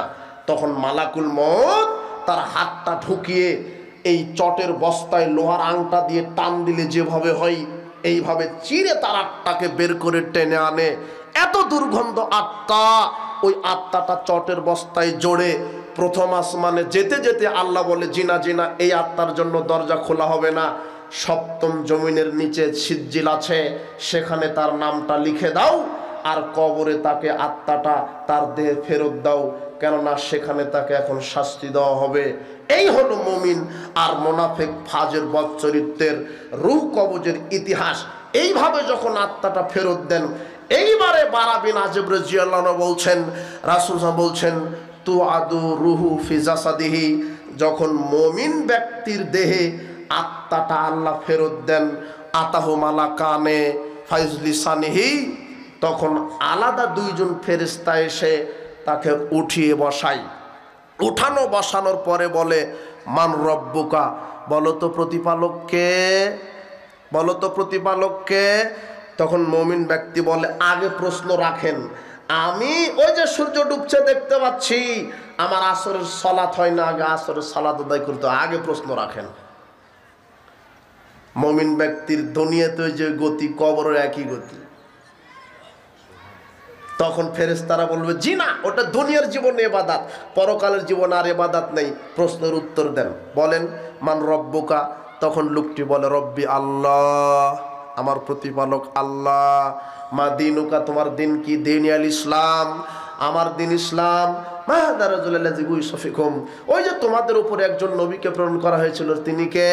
তখন মুমিন ব্যক্তি বলে হুয়া আব্দুল্লাহ, হুয়া মুহাম্মদ, আশহাদু আল্লা ইলাহা ইল্লাল্লাহু ওয়া আন্না মুহাম্মাদান আবদুহু ওয়া রাসূলুহু।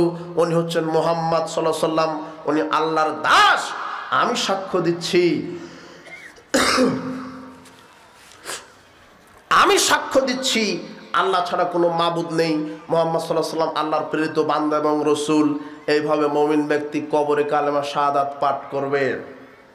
তখন আল্লাহ আরশ থেকে বলবেন আং সাদাকা আব্দি।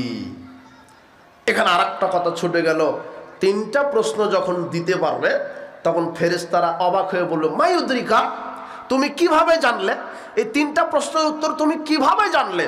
তখন মুমিন ব্যক্তি বলবে কারাতু কিতাব আল্লাহে, আমি আল্লাহর কিতাব পড়েছি, ওয়া আমানতু বিহি ওয়া সাদ্দাকতু ফাযালিক, আমি আল্লাহর কিতাব পড়েছি, আমি নিজের জীবনে বাস্তবায়ন করেছি, তাই তো আমি জানতে পেরেছি, আমি বলতে পেরেছি।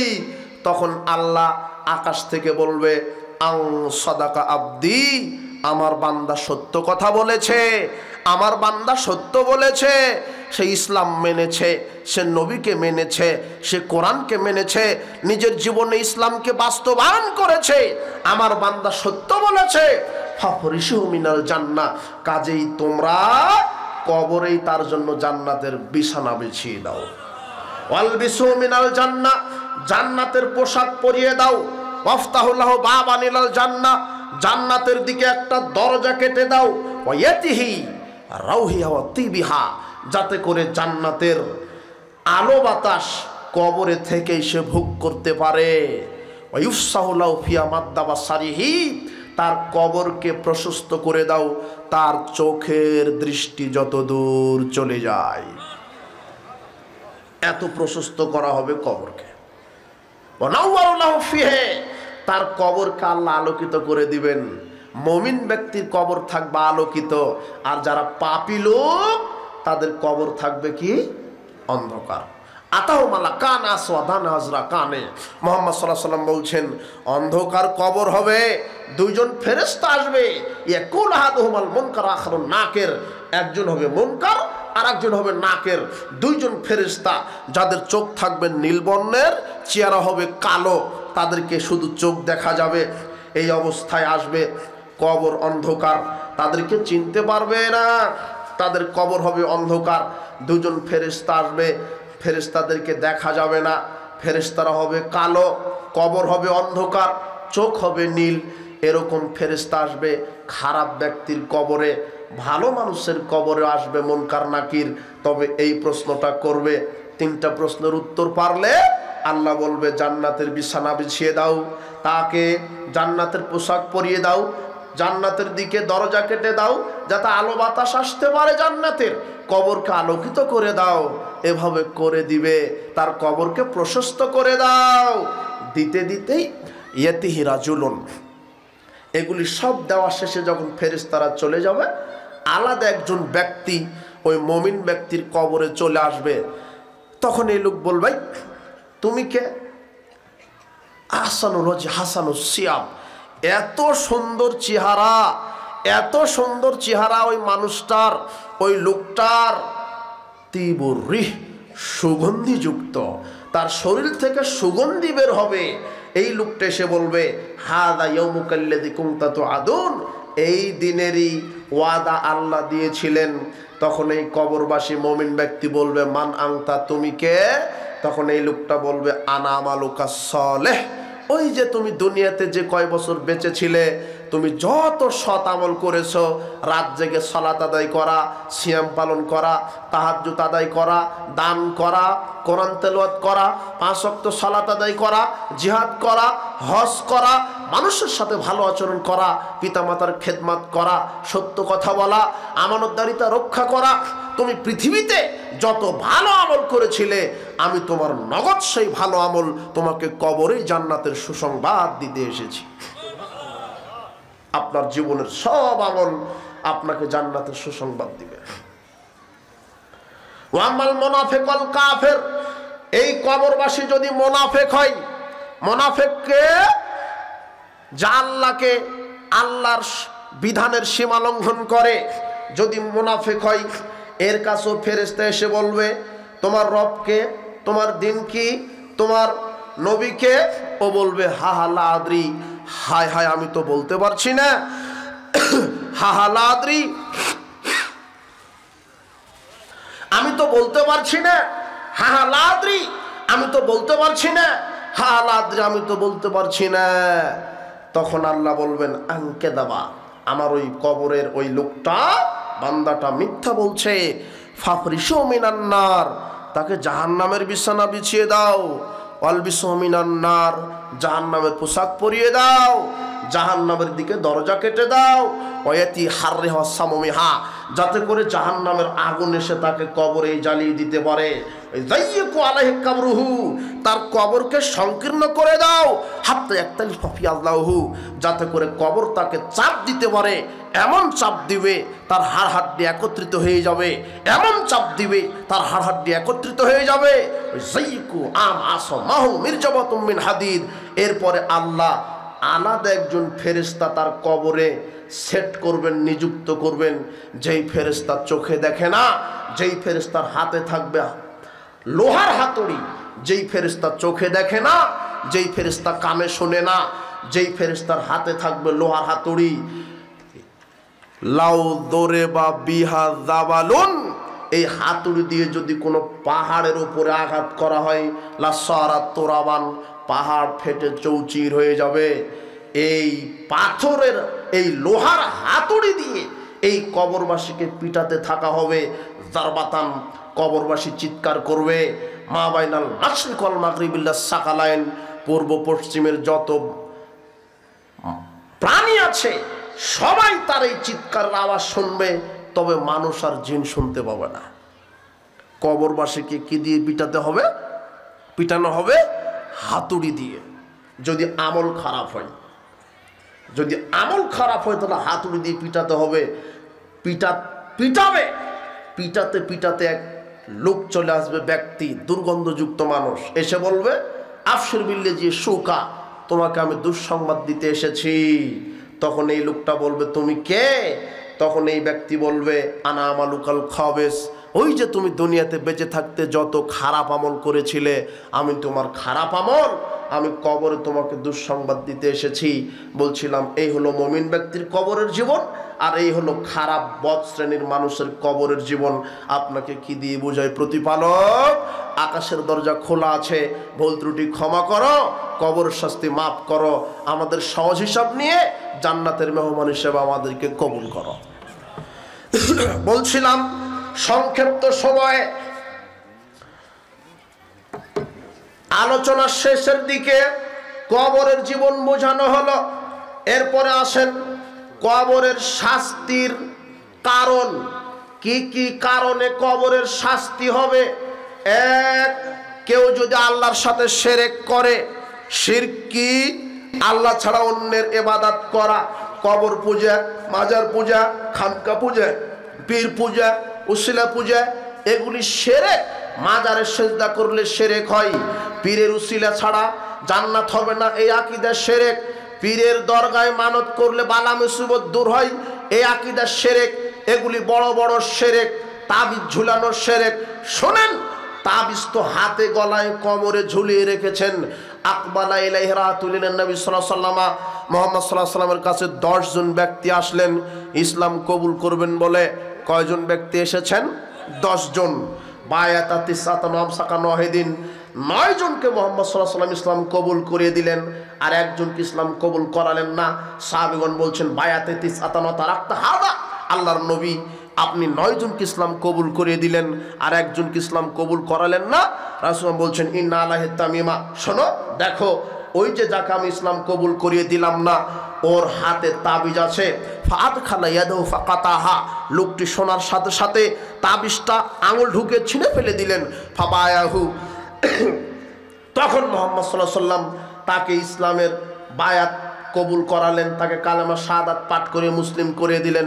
শোনেন, হাতে তাবিজ থাকা অবস্থায় ইসলামই কবুল করতে পারে না, হাতে গলায় কোমরে তাবিজ থাকা অবস্থায় ইসলামই কবুল করতে পারে না।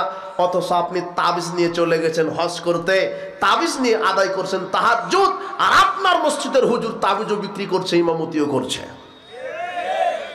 আরে হাতে তাবিজ থাকা অবস্থায় ইসলামই কবুল করতে পারে না, ওই ইমামতি করতে পারে কি করে? যে ইমামের হাতে, যে ইমাম তাবিজ বিক্রি করবে ও মুশরিক, ওর পিছনে সালাত হবে না। যার আকীদাতে শিরক আছে, যে বলে আল্লাহ নিরাকার, তার পিছনে সালাত হবে না। যার আকীদা আল্লাহ সব জায়গাতে বিরাজমান, তার পিছনে সালাত হবে না। যে ইমাম বিশ্বাস করে মুহাম্মদ সাল্লাল্লাহু আলাইহি ওয়াসাল্লাম গায়েব জানে, তার পিছনে সালাত হবে না। যে ইমাম বিশ্বাস করে হায়াতুন নবীতে, নবী কবরে জীবিত আছে, ওয়াল্লাহি আল্লাহর কসম, যদি মুহাম্মদ সাল্লাল্লাহু আলাইহি ওয়াসাল্লাম হায়াতুন নবী, জীবিত নবী, সে জীবিত আছে, তার মানে সে তো আর কোনোদিন মারা যাবেন না। যদি কোনোদিন মারা না যায়, তাহলে মুহাম্মদ সাল্লাল্লাহু আলাইহি ওয়াসাল্লাম হবেন চিরঞ্জীব। নাউজুবিল্লাহি মিন জালিক। চিরঞ্জীব কে? চিরঞ্জীব আল্লাহ। যদি কেউ বিশ্বাস করে হায়াতুন নবীতে, তাহলে সে মুশরিক। এই আকীদা সম্বলিত ইমামের পিছনে সালাত হবে না। যদি কেউ বিশ্বাস করে পীরের উসিলা ছাড়া, পীরের সুপারিশ ছাড়া জান্নাত হবে না, পীর সাহেব হেদায়েত দিতে পারে, পীরের হাতে মুরিদ হলে, বায়াত নিলে পীর হেদায়েত দিতে পারে, জি না। পীর তো বহুদূরের কথা, নবীদের ক্ষমতা হয়নি কাউকে হেদায়েত দেওয়ার। নূহ আলাইহিস সালাম তার ছেলেকে হেদায়েত দিতে পারেননি, ইব্রাহিম আলাইহিস সালাম তার বাপকে হেদায়েত দিতে পারেননি। সর্বশ্রেষ্ঠ মানুষ, সর্বশ্রেষ্ঠ মহামানব মুহাম্মদ সাল্লাল্লাহু আলাইহি ওয়াসাল্লাম, তিনি তার চাচাকে হেদায়েত দিতে পারেননি। তিনি তার চাচা আবু তালেবের মৃত্যুর সময় বলছে, ইয়া আম্মি, হে আমার চাচা, একবার বলেন লা ইলাহা ইল্লাল্লাহ। হে আমার চাচা, একবার বলেন লা ইলাহা ইল্লাল্লাহ, তাহলে আমি সুপারিশ করব যাতে করে আল্লাহ আপনাকে জান্নাত দেয়। হে আমার চাচা, আপনি শুধু একবার বলেন লা ইলাহা ইল্লাল্লাহ, আপনি বলেন, আমি সুপারিশ করে জান্নাতে নিয়ে যাব। তখন আল্লাহ বলছেন সূরা কাসাসের 56 আয়াত নাজিল করে, ইন্নাকা লা তাহদি মান আহবাবতা, হে মুহাম্মদ সাল্লাল্লাহু আলাইহি ওয়াসাল্লাম, আপনি আপনার চাচাকে ভালোবাসেন বলে আপনি হেদায়েত দিবেন। ওয়ালাকিন্নাল্লাহা ইয়াহদি মান ইয়াশা, হেদায়েতের ক্ষমতা আমি আল্লাহর হাতে। আরে মুহাম্মদ সাল্লাল্লাহু আলাইহি ওয়াসাল্লাম যদি তার চাচাকে, তার উম্মতের কাউকে যদি হেদায়েত দিতে না পারে, তাহলে পৃথিবীর কোন বাপের বেটা আছে পীর আছে? তার মানে যারা বলছে পীরের মুরিদ হলে পীর হেদায়েত দিয়ে জান্নাতে নিয়ে যাবে, এগুলি স্রেফ ধর্মের নামে টাটকা ভণ্ডামি। এগুলি আর ভণ্ডামি ছাড়া কিছু নয়। পীর পূজা শিরক, মাজার পূজা শিরক, খানকা পূজা শিরক। এই শিরকি আকীদা থাকলে ঈমান নষ্ট হবে। এই জন্য বলছি, তাবিজ ঝুলালে শিরক হবে, কপালে কালো টিপ দিলে শিরক হবে, পয়লা বৈশাখকে যদি কেউ মূল্যায়ন করে শিরক হবে। তুমি ইতর, তুমি কুকুর, তুমি কাপুরুষ, তুমি কেন পয়লা বৈশাখ পালন করবে? তুমি মুসলিম, এসো হে বৈশাখ মঙ্গল শোভাযাত্রা। জি না, আল্লাহর কাছে প্রত্যেকটা দিন সমান। কোনো নির্দিষ্ট দিন কল্যাণের জন্য নির্ধারণ করা শিরক, কোন একটা নির্দিষ্ট দিন কল্যাণ হিসেবে ধারণ করা শিরক। পয়লা বৈশাখকে যারা মূল্যায়ন করে, মানুষের তৈরি করা কোনো দিবসকে মূল্যায়ন করা শিরক, কপালে কালো টিপ দেওয়া শিরক। শুনেন, সকালে দোকান থেকে বাকি বিক্রি করা যাবে না জিনিস, এই আকীদা শিরক। রাত্রে ঘরের আবর্জনা ঝাড়ু দেওয়া যায় না, এই আকীদা শিরক। রাত্রে গাছ থেকে ফল পাতা পাড়া যায় না, আকীদা শিরক। ঘরের আবর্জনা ঝাড়ু দেওয়া যায় না, আকীদা শিরক। স্বামী স্ত্রী অপবিত্র অবস্থায় কিছু করতে পারে না, এই আকীদা শিরক। কত যে শিরক সমাজে চালু আছে, ঠিক ঠিক ঠিক ঠিক করছে কথা ঠিক, এই আকীদা শিরক। এই শিরকি আকীদা নিয়ে মারা গেলে কবরের শাস্তি হবে। প্রতিপালক আমাদেরকে শিরকের গুনাহ থেকে বাঁচিয়ে দাও। শিরক করলে কবরের শাস্তি হয়। 2, কুফরি করে মারা গেলে শাস্তি হয়। 3, মুনাফিকি থাকলে শাস্তি হয়। 4, পেশাব থেকে সতর্কতা অবলম্বন না করলে শাস্তি হয়। 5, মিথ্যা কথা বললে কবরের শাস্তি হয়। 6, সুদ খেলে কবরের শাস্তি হয়। 7, জেনা করে মারা গেলে কবরের শাস্তি হয়। 8, কোরআন হাদিস জানার পরেও কোরআন হাদিস যারা আমল করবে না তাদের কবরের শাস্তি হয়। 9, যারা সালাত আদায় 5 ওয়াক্ত করে না তাদের কবরের শাস্তি হয়। 10, যারা সিয়াম পালন করবে না এর কারণে কবরের শাস্তি হয়। 11, যাদের প্যান্ট পাজামা লুঙ্গি টাকনুর নিচে যারা পরে এদের কবরের শাস্তি হয়। 12, যারা গীবত পরনিন্দা করে এদের কবরের শাস্তি হয়। আরো অনেক আছে, সময়ে জেনে নেবেন। তবে জেনে রাখেন এগুলি কবরের শাস্তি হওয়ার কারণ। এখন ধরন কি কি ধরনে কবরের শাস্তি দেওয়া হবে? 1, কবরে আগুনের বিছানা বিছিয়ে দিয়ে কবরবাসীকে শাস্তি দিবেন। কবরবাসীকে জাহান্নামের তৈরি করা পোশাক, আগুনের পোশাক পরিয়ে দিয়ে কবরবাসীকে শাস্তি দেওয়া হবে। তাকে কবর চাপ দিয়ে তার হাড় একত্রিত করে দিয়ে তাকে কবরের শাস্তি দেওয়া হবে। 4, কিছু কবরবাসীর জিহ্বাকে কেটে দেওয়া হবে। জিহ্বা কার কাটা হবে? জিহ্বা কাটা হবে ওই যে মিথ্যুক বক্তার। রাসূল বলছেন, রাইতু লাইলাতা উসরা বিরিজালান, আমি এমন একটা রাত্রে দৃশ্য দেখলাম, তুকরাজু শিফাহুম বিমাকারিজা মিনান নার, কিছু ব্যক্তির জিহ্বা আগুনের কেচি দ্বারা কাটা হচ্ছে। আমি বললাম, মান হাওলায়ে, এরা কারা? আল জিবরাইল, এরা কারা যার জিহ্বা আগুনের কেচি দ্বারা কাটা হচ্ছে? তখন মুহাম্মদ সাল্লাল্লাহু আলাইহি ওয়াসাল্লাম বলছেন, হাওলায়ে খুতবাউ মিন উম্মতিক, এরা হলো আপনার উম্মতের বক্তাগণ, যারা বক্তব্য দিতে গিয়ে মিথ্যা কথা বলে। আরে তাই তো দেখা যায় মিডিয়াতে বাহাস ডিবেটের কথা বসে, বাহাস ডিবেটের নাম নিয়ে এক শ্রেণীর আলেম ওলামা আছে, মানুষের বানোয়াট, ইহুদি খ্রিস্টানের বানোয়াট, জালজয়ী বানোয়াট হাদিসের উপরে ওকালতি করে। এই মিথ্যুক বক্তাদেরই কবরে জিহ্বা কেটে দেওয়া হবে। জালজয়ী হাদিসের ওকালতি করবেন না। মুহাম্মদ সাল্লাল্লাহু আলাইহি ওয়াসাল্লাম বলছেন, আমার নামে কেউ যদি একটা হাদিস তৈরি করে সেটা যদি আমার না হয় তার থাকার জায়গায় জাহান্নাম হবে। এক শ্রেণীর মিথ্যুক বক্তা আছে যাদের জিহ্বা কেটে নেওয়া হবে। আশ্চর্য কথা, এই যুবক, তুমি তো ভাইরাল বক্তার পিছনে ছোট, তোমাকে আমি চিনি। ভাইরাল বক্তা, তোমার বক্তা তো ফেসবুক মুজাহিদ, তোমার বক্তা তো ফেসবুক মুজাহিদ। ও আহলে হাদিস ওলামাদেরকে বলছে ইহুদি খ্রিস্টানের দালাল। তোমার বক্তা বলছে আহলে হাদিস ওলামারা ইহুদি খ্রিস্টানের দালাল। সারা বিশ্ব যখন ফিলিস্তিনের পক্ষে, তখন আহলে হাদিসেরা নাকি ইসরায়েলের পক্ষে। এটা মিথ্যা কথা। এই অপবাদ দিয়েছে, এই অপবাদের বিচার হবে। পৃথিবীতে যদি কলমে কথায় সংগঠন দ্বারা ইহুদিদের বিরোধিতা করে, একমাত্র তারাই হচ্ছে আহলে হাদিস বাচ্চারা। ওর ইতিহাস জানা নাই। তুমি এই ভাইরাল বক্তার পিছনে ছোট না, যে কথা বলতে গেলে মিথ্যা বলে। বলছে তোমার এই বক্তা ফেসবুক মুজাহিদ, তোমার এই বক্তা ফেসবুক মুজাহিদ। অথচ এই মুজাহিদকে যখন জিজ্ঞাসা করা হলো, আপনি এত জিহাদ করেন, তো আপনি যান না ফিলিস্তিনের পক্ষে, ইসরায়েলের বিপক্ষে একটু যুদ্ধ করেন? তোমার ভাইরাস বক্তাকে যখন প্রশ্ন করা হলো, আপনি যান না ফিলিস্তিনের পক্ষে, ইসরায়েলের বিপক্ষে যুদ্ধ করেন, তখন তোমার বক্তা জবাব দিয়েছে কাপুরুষের মতো। কি? তোমার বক্তা তখন বলেছে সরকারের কাছ থেকে অনুমতি দিতে হবে। আরে বেটা, এই কথা 50 বছর আগে আহলে হাদিস আলেমেরা বলেছে, আজও বলছে। আজকে যদি বাংলাদেশ সরকার অনুমতি দেয় যে ফিলিস্তিনের পক্ষে যুদ্ধ করতে হবে, ইসরায়েলের বিরুদ্ধে যুদ্ধ করতে হবে, সরকার যদি আজকে ঘোষণা দেয়, ওয়াল্লাহি আল্লাহর কসম, আহলে হাদিসের বাচ্চারা জিহাদের প্রথম কাতারে থাকবে। ইতিহাস জানতে হবে তোমাকে। তোমার এই বক্তা কত মিথ্যার উপর অপবাদ দিয়েছে, ইসলামের উপরে মিথ্যা অপবাদ দিয়েছে। বলেছে সুমাইয়া রাদিয়াল্লাহু আনহা আবু জাহেলের মুখে থুতা মারেছে। জি না, সারা পৃথিবীর ইতিহাস খুঁজলে পাওয়া যাবে না।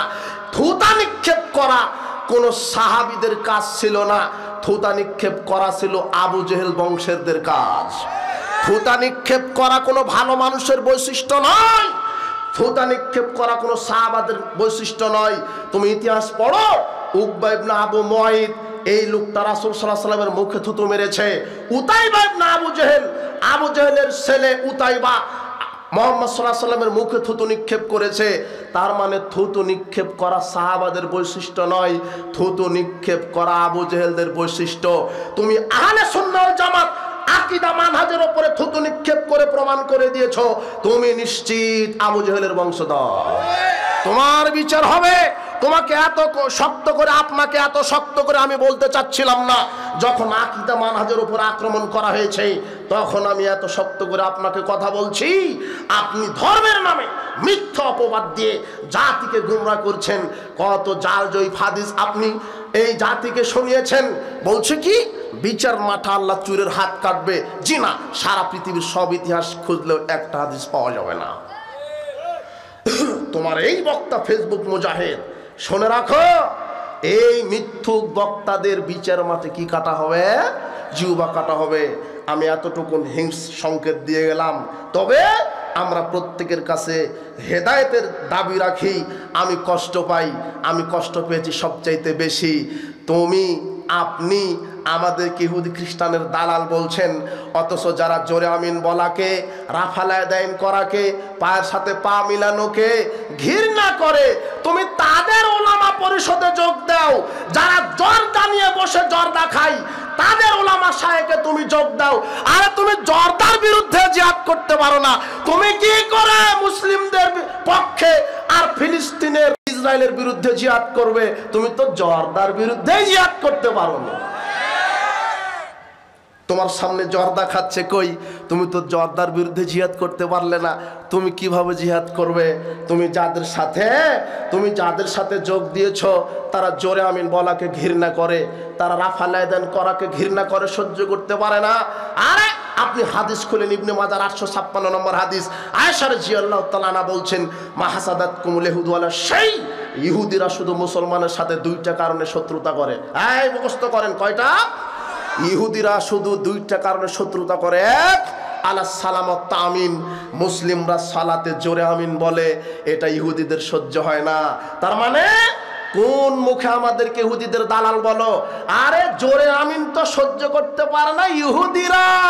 আরে আহলে হাদিস বাচ্চারা সূরা ফাতিহা শেষে জোরে আমিন বলে ইহুদিদের বিরোধিতা করে, আর তোমরা চুপে আমিন বলে ইহুদিদের পক্ষে অবলম্বন করেছ। তোমরাই দালালি করো। ইফতারের সময় হয়েছে, ইদা গরাবাতিশ শামস ফাকাদ আফতারাশ শায়েম, মুহাম্মদ সাল্লাল্লাহু আলাইহি ওয়াসাল্লাম বলছেন যখন সূর্য ডুবে যাবে তখন সায়েম ইফতার করবে। ইফতারের লিফলেটে লেখা হয়েছে সূর্য অস্ত যাবে 6টা 20-এ, ইফতার হবে 6টা 23-এ। 3 মিনিট যোগ করা হলো কেন? এই জবাব কে দিবে? 3 মিনিট যোগ করলেন কেন? সতর্কতামূলক মুহাম্মদ সাল্লাল্লাহু আলাইহি ওয়াসাল্লাম কি বলেছেন 3 মিনিট 4 মিনিট সতর্ক করো, কিছু সময় সতর্ক করো? মুহাম্মদ সাল্লাল্লাহু আলাইহি ওয়াসাল্লাম বলেছেন সূর্য ডোবার সাথে সাথে সায়েম ইফতার করবে। লিআন্নাল ইয়াহুদা ওয়ান নাসারা আখিরুন, দেরিতে ইফতার করে, দেরিতে ইফতার করে ইহুদি খ্রিস্টান, দেরিতে ইফতার করে ইহুদি খ্রিস্টান। সূর্য ডোবার সাথে সাথে ইফতার করে আহলে হাদিসেরা সুন্নাতের উপরে আমল করে, আর সূর্য ডোবার 3 মিনিট 4 মিনিট সতর্ক দেরিতে ইফতার করে তোমরা প্রমাণ করেছো তোমরা ইহুদিদের দালাল। ইহুদিদের দালাল হুশ করে বলা লাগবে না? ইহুদিদের দালাল হুশ করে বলা লাগবে। তোমার বক্তা বলেছে ইহুদিদের দালাল, তোমার বক্তা বলেছে আমরা আমেরিকা থেকে, ব্রিটেন থেকে ইহুদি খ্রিস্টানদের থেকে টাকা পাই। এই কথা যদি মিথ্যা, এই কথা যদি সত্য অথবা মিথ্যা হয়, এটা যদি প্রমাণ করতে আমি চ্যালেঞ্জ করলাম, যদি তোমার বক্তা প্রমাণ করে দিতে পারে যে আহলে হাদিস কোন ওলামা ইহুদি খ্রিস্টান থেকে টাকা খায়, এটা যদি প্রমাণ হয় তাহলে তোমার বক্তার বউ ঠিক থাকবে, তুমি চ্যালেঞ্জে আসো। আর যদি প্রমাণ না হয় তাহলে তুমি চ্যালেঞ্জ গ্রহণ করো, তোমার বক্তার বউ অটো তালাক হবে। তুমি চ্যালেঞ্জ করো বেটা। আহলে হাদিসের কলিজা আছে, তুমি দেখো, তুমি আজ না হয় কাল বুঝতে পারবে। আসো তোমার বক্তা চ্যালেঞ্জ করুক, যদি একজন আহলে হাদিস বিদ্বানগণকে প্রমাণ করতে পারে যে ইহুদি খ্রিস্টান থেকে টাকা খায়, তোমার বক্তার স্ত্রী বহাল থাকবে। যদি প্রমাণ না হয় তাহলে তোমার বক্তার স্ত্রী কি হয়ে যাবে? তালাক হবে। তুমি চ্যালেঞ্জ গ্রহণ করো। আমরা কারো বিদ্বেষ শত্রুতা রাখি না। আমাদের প্রত্যেকের টার্গেট জান্নাত প্রতিপালক। কোরআন এবং সহিহ সুন্নাহ মেনে প্রত্যেকটা আলেম, প্রত্যেক ঘরানার আলেমকে তুমি সঠিক হেদায়েত দান করো। শুধু জাতিকে কোরআন সুন্নাহর অনুসারী হওয়ার জন্য, রাসূল সাল্লাল্লাহু আলাইহি ওয়াসাল্লামের সুন্নাত অনুসরণ করার জন্য এই কথা বলে গেলাম। এই দিনাজপুর, এই ঠাকুরগাঁ, কুড়িগ্রাম অঞ্চলের লোকদেরকে এই কথা বলে যাচ্ছি, যদি জান্নাতে যেতে হয় তাহলে মুহাম্মদ সাল্লাল্লাহু আলাইহি ওয়াসাল্লামের নীতিতে আকীদা মানহাজ ঠিক রেখেই যেতে হবে। না হলে আকীদা মানহাজ যদি ঠিক না থাকে তাহলে জিহাদ করে শহীদ হয়েও জান্নাত হবে না। আকীদা মানহাজ দেখতে হবে। শিরক করে মারা গেলে কবরের শাস্তি হয়, কুফরি করে মারা গেলে কবরের শাস্তি হয়, মুনাফিকি করে মারা গেলে কবরের শাস্তি হয়, পেশাব থেকে সতর্কতা না থাকলে কবরের শাস্তি হয়। বলছিলাম মিথ্যে কথা, মিথ্যুক বক্তা জিহ্বা কাটা হবে। যে আলেম কোরআন সুন্নাহ পড়ে আমল করে না, কবরে তার মাথা ফাটানো হবে। আর রক্তের নদীতে চুবানো হবে, এটা কবরের শাস্তি। সেটা হলো কাকে বলেন তো? রক্তের নদীতে কাকে চুবানো হবে? সুদখোর। কবরের শাস্তি। রক্তের নদীতে কাকে চুবানো হবে কবরে? সুদখোর। খবরদার, ভিক্ষা করে খান। এই যুবক শোনো, তোমার বাপ গর্ব করছে ছেলে একটা হয়েছে গো, ব্যাংকে চাকরি করে। তোমার বাপ গর্ব করছে ছেলে একটা হয়েছে, ব্যাংকে চাকরি করে। ব্যাংকে চাকরি করার দোষের নয়, সুদী ব্যাংকে চাকরি করা হারাম। সুদী ব্যাংকে চাকরি করার চাইতে ভিক্ষা করে খাওয়া ভালো। আমি বহু বক্তব্য, একটা কথা আছে যে এই খুঁটিটা সুদী ব্যাংকে চাকরি করে 1.5 লক্ষ টাকা বেতন পাই, আর এই খুঁটিটা ভিক্ষা করে 30,000 টাকা মাসে ইনকাম করে। এই 1.5 লক্ষ টাকা থেকে দুধ দিয়ে সাহারি খেয়ে সিয়াম রাখবে, এর সিয়াম আল্লাহ কবুল করবেন না। আর এই লোকটা ভিক্ষা করা টাকা দিয়ে দুধ দিয়ে ভাত খেয়ে সাহারি খেয়ে সিয়াম রাখবে, এর সিয়াম আল্লাহ কবুল করবে কেন? একটা হারাম আর একটা কি বলেন তো? তোমার ভাইকে বলো যে বেটা ভাই ভিক্ষা করে খাও, সুদী ব্যাংকে চাকরি করো না। এটা আমি গতিতে বললাম। ভিক্ষা করবে কেন? তোমার ভাই ব্যবসা করবে, হালাল ব্যবসা, হারাম ব্যবসা নয়। সুদ হারাম, সুদের ব্যবসা হারাম। মদ হারাম, মদের ব্যবসা হারাম। ওই যে বাজারে দেখো, তোমার চাচা মুদির দোকান দিয়েছে, তেল বিক্রি করে, চাউল বিক্রি করে, সিগারেটও বিক্রি করে। তোমার চাচা তেল বিক্রি করেছে 12,000 টাকার, আর একটা সিগারেট বিক্রি করেছে 12 টাকা। কয় টাকা? তাহলে 12,000 কয় টাকা হলো? 12 টাকা। এই 12,012 টাকা দিয়ে কুরবানির পশু কিনে কুরবানি করবে, কুরবানি কবুল হবে না। বলো তো কেন হবে না? এই যে 12 টাকা কি আছে? হারাম, চূড়ান্ত কথা। এই জন্যই বিচারের মাঠ। জর্দা হারাম, জর্দা বিক্রি করা হারাম। বিড়ি সিগারেট হারাম, তার ব্যবসা হারাম। ইয়াবা ফেন্সিডিল হারাম, তার ব্যবসা হারাম। বলছিলাম যে সুদ খেলে তার কবরের শাস্তি হয়, জেনা করলে তার কবরের শাস্তি হবে কি? তন্দুর চুলাতে তাকে জ্বালানো হবে, বলবল করে আগুন উঠে যাবে, উলঙ্গ নারী পুরুষ উপরে উঠবে, আবার নিচে চলে আসবে। এরা হবে জেনাকার, জেনাকারিনী। যেই জেনা বাংলাদেশে প্রত্যেকটা ঘরে ঘরে প্রায় হচ্ছে। পরক্রিয়া, স্বামী আছে তারপরও পরের স্ত্রী, স্বামী আছে তারপরও পর স্বামী, স্ত্রী আছে তারপরও পরের স্ত্রীর কাছে পরক্রিয়া। আর এই ছেলে শোনো, তুমি 31st দিবস পালন করো, তুমি 1 বৈশাখ ল্যাংটা লুচ্চা দিবস পালন করো, 14 ফেব্রুয়ারি লুচ্চা দিবস তুমি পালন করো, তাই না? এখানে একটা কথা বলা আছে যে বাংলাদেশে একটা মাস আছে কুকুর জোড়া লাগে। বলো তো তুমি সেটা কোন মাস? কার্তিক মাস। আর বাংলাদেশের কিছু পতিতালয়ের নারী পুরুষ আছে, এরা জোড়া লাগে 14 ফেব্রুয়ারি। যারা এই দিনে জোড়া লাগে, এদের বাপ আমাকে ফোন দিয়ে বলে, আকবর বিন আবেদ সাহেব, মেয়েকে বিবাহ দিয়েছি 1 সপ্তাহ হয়নি, কিন্তু মেয়ের পেটে 4 মাসের বাচ্চা। তখন আমি বলেছি কি কারণে? কতবার শিক্ষা সফরে পাঠিয়েছেন আর কতবার লুচ্চা দিবস পালন করেছে। তখন বাপ বলছে বেহিসাব। বাপ বলছে কি হিসাব? বেহিসাব। তাই বলেছে ওই লুচ্চা দিবস পালন করতে গিয়ে বিষ ঢুকে গেছে, নাউজুবিল্লাহ মিন জালেক। আচ্ছা নাই কথা কঠিন হচ্ছে নাকি? তুমি দেখো না ওই যে একটা ছেলেটা, আতরের ছেলেটা রাস্তায় ফেলে দিয়ে চলে গেছে, কে দিয়ে গেছে বোঝনি তুমি? 10 বছর পরে দেখবে আমেরিকা ব্রিটেনের বাচ্চাদের সার্টিফিকেটে বাপের নাম লেখা থাকে না। বলো তো কেন? মানে বাসুরের জানা নাই ও কোন ষাঁড়ের বীচের, এরাও বলতে পারবে না যে আমি কার। এই লুচ্চা দিবস শুরু হয়ে গেছে। বিচার এই জন্য হবে যারা জেনাকার, জেনাকারী এদের কবরের শাস্তি হয়। এরপরে কার শাস্তি হবে?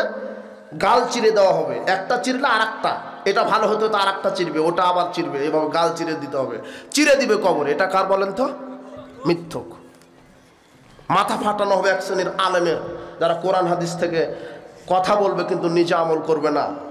এরা হলো এই আলেমদের মাথা ফাটানো হবে। এরপরে যারা সিয়াম রাখে না তাদের শাস্তি কি? মুহাম্মদ সাল্লাল্লাহু আলাইহি ওয়াসাল্লাম বলছেন, জিবরাইল আর মিকাইল আমাকে নিয়ে গেল একটা পাহাড়ের কাছে, গিয়ে বলছে আপনি উঠেন ওপরে। মুহাম্মদ সাল্লাল্লাহু আলাইহি ওয়াসাল্লাম বলছেন, না আমি তো উঠতে অক্ষম। জিবরাইল আর মিকাইল দুজন ফেরেশতা পাহাড়ের উপরে উঠিয়ে দিলেন। মুহাম্মদ সাল্লাল্লাহু আলাইহি ওয়াসাল্লাম বলছেন, এমন একটা দৃশ্য দেখলাম যে কিছু লোককে আল্লাহ ফেরেশতারা ওপরে পা ঝুলিয়ে রেখেছে, মাথাটা নিচের দিকে আছে। ওই যে কুরবানির সময়তে যে ছাগলগুলি জবাই করে গাছে ঝুলানো হয়, বুঝেননি কথা? কেন ঝুলিয়ে দেওয়া হয়? চামড়া ছিলানোর জন্য, তাই না? এইভাবে ঝুলানো আছে। মুহাম্মদ সাল্লাল্লাহু আলাইহি ওয়াসাল্লাম অবাক হলাম, মান হাওলায়ে, এরা কারা? জিবরাইল মিকাইল এরা কারা? এইভাবে ঝুলানো আছে। চতুর্দিকে ফেরেশতারা ছুরি নিয়ে তাদের শরীরটা চিরে দিচ্ছে, গলগল করে রক্ত বের হয়ে যাচ্ছে। আমি বললাম, জিবরাইল মিকাইল এরা কারা? তখন বলছে মুহাম্মদ সাল্লাল্লাহু আলাইহি ওয়াসাল্লাম, এরা হচ্ছে তারা যারা রমাদানে সিয়াম পালন করতো না। যারা রমাদানে কি পালন করতো না? সিয়াম। ভালো ভালো মানুষ সিয়াম রাখে না। এরপরে আরেকটু পাশে গিয়ে দেখলাম যে কিছু নারীর স্তনে সাপ দংশন করছে। এরপরে কিছু পাশে গিয়ে দেখলাম কিছু নারীর স্তনে সাপ দংশন করছে। আমি বললাম, এই নারী কারা? তখন জিবরাইল মিকাইল বলছে, এরা হলো ওই নারী যেই নারীরা তাদের বাচ্চাকে দুধ দিত না। এখনো অনেক স্বামী অভিযোগ করে যে আমার স্ত্রী আমার ছেলেকে দুধ দেয় না। তা আমি বললাম, কেন? তো আমার স্ত্রী বলছে যে ফিডার খাওয়াবো, দুধ দিলে স্তন ঝরে পড়ে যাবে, তাড়াতাড়ি বার্ধক্য এসে যাবে, এই জন্য ফিডার খাওয়াবো। যেই মা তার সন্তানকে দুধ দেয় না, ওই মহিলার কবরের শাস্তি হবে স্তনে সাপ দংশন করবে। আরো অনেক কবরের শাস্তির ধরন আছে। সর্বশেষ যেটা আপনাকে মনে রাখতে হবে আর আমল করতে হবে, বেনামাজির কবরের শাস্তি। আযাবুল কাফির ফি কবরিহি, বেনামাজির কবরের শাস্তি কি? ইন্নাল্লাহ সাল্লাল্লাহু আলাইহি তিসআতুনা তিসউনা তিন্নিনান, 99টি তিন্নিন বেনামাজির কবরে দেওয়া হবে। আতাদরুন আমার তিন্নিন? সাহাবীগণ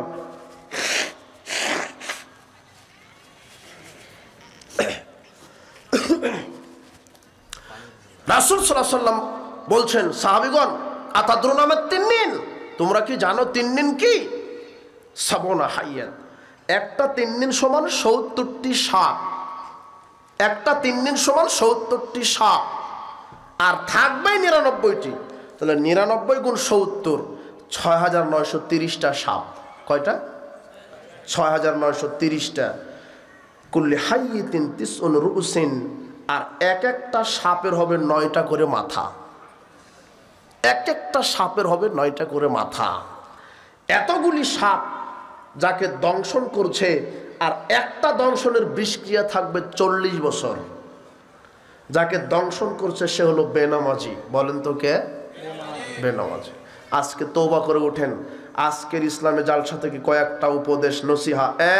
এক, যে কোনো মূল্যে 5 ওয়াক্ত সালাত, যে কোনো মূল্যে, উপায় নাই, যে কোনো মূল্যে পড়তেই হবে 5 ওয়াক্ত সালাত। 2, যে কোনো মূল্যে হালাল রুজি ভক্ষণ করা। 3, যে কোনো মূল্যে আল্লাহর ফরজ ইবাদত পালন করা। 4, যে কোনো মূল্যে শিরক বিদআত কাবিরা গুনাহ থেকে বিরত থাকা। 5, যার নাম মানুষ তার সাথে ভালো আচরণ করা। এই 5টা উপদেশ দিয়ে গেলাম। এই 5টা যদি আপনার ভিতরে থাকে, জান্নাত হবে ইনশাআল্লাহ, হবে। যার নাম মানুষ তার সাথে ভালো আচরণ করবেন। ফকির মিসকিন মুচি মেথর সবার সাথে ভালো আচরণ করতে হবে। যার নাম মানুষ তার সাথে ভালো আচরণ। তাহলে হলো কবরের শাস্তির কারণ কবরের শাস্তির ধরন। এবার আসেন কবরের শাস্তি থেকে বাঁচার উপায় কি? আমলে চলে 5 ওয়াক্ত সালাত, সিয়াম, হজ, যাকাত, তাসবিহ, তাহলিল, কোরআন তেলাওয়াত, এগুলি বেশি বেশি থাকলে কবরের শাস্তি থেকে বেঁচে যাবেন। আর কবরের শাস্তি হবে না কাদের? এক, যারা শহীদ, যারা শহীদ হয়ে গেছে, আল্লাহ রাস্তায় জীবন দিয়েছে, এদের কবরের শাস্তি আল্লাহ মাফ করে দিয়েছেন, হবে না। দুই, যারা জুমার দিনে অথবা রাতে মারা গেছে, তাদের কবরের শাস্তি হবে না। তিন, যারা পেটের রোগে মারা গেছে, কলেরা, ডায়রিয়া, গ্যাস ফর্ম, মুসলিম, যারা পেটের রোগে মারা গেছে তাদের কবর শাস্তি হবে না। চার, যারা বেশি বেশি সূরা মুলক তেলাওয়াত করে তাদের কবর শাস্তি হবে না। পাঁচ, যারা আল্লাহ রাস্তায় পাহারা দিতে দিতে মারা যায়, এখন মারা গেলে আর কবর শাস্তি হবে না। আল্লাহ সুবহানাহু ওয়া তাআলা আমাদেরকে কবরের জীবন, কবরের শাস্তি এগুলি আলোচনা করলাম। আল্লাহ সুবহানাহু ওয়া তাআলা এগুলি আমাদেরকে আমল করার তৌফিক দান করুন। আল্লাহ আদায়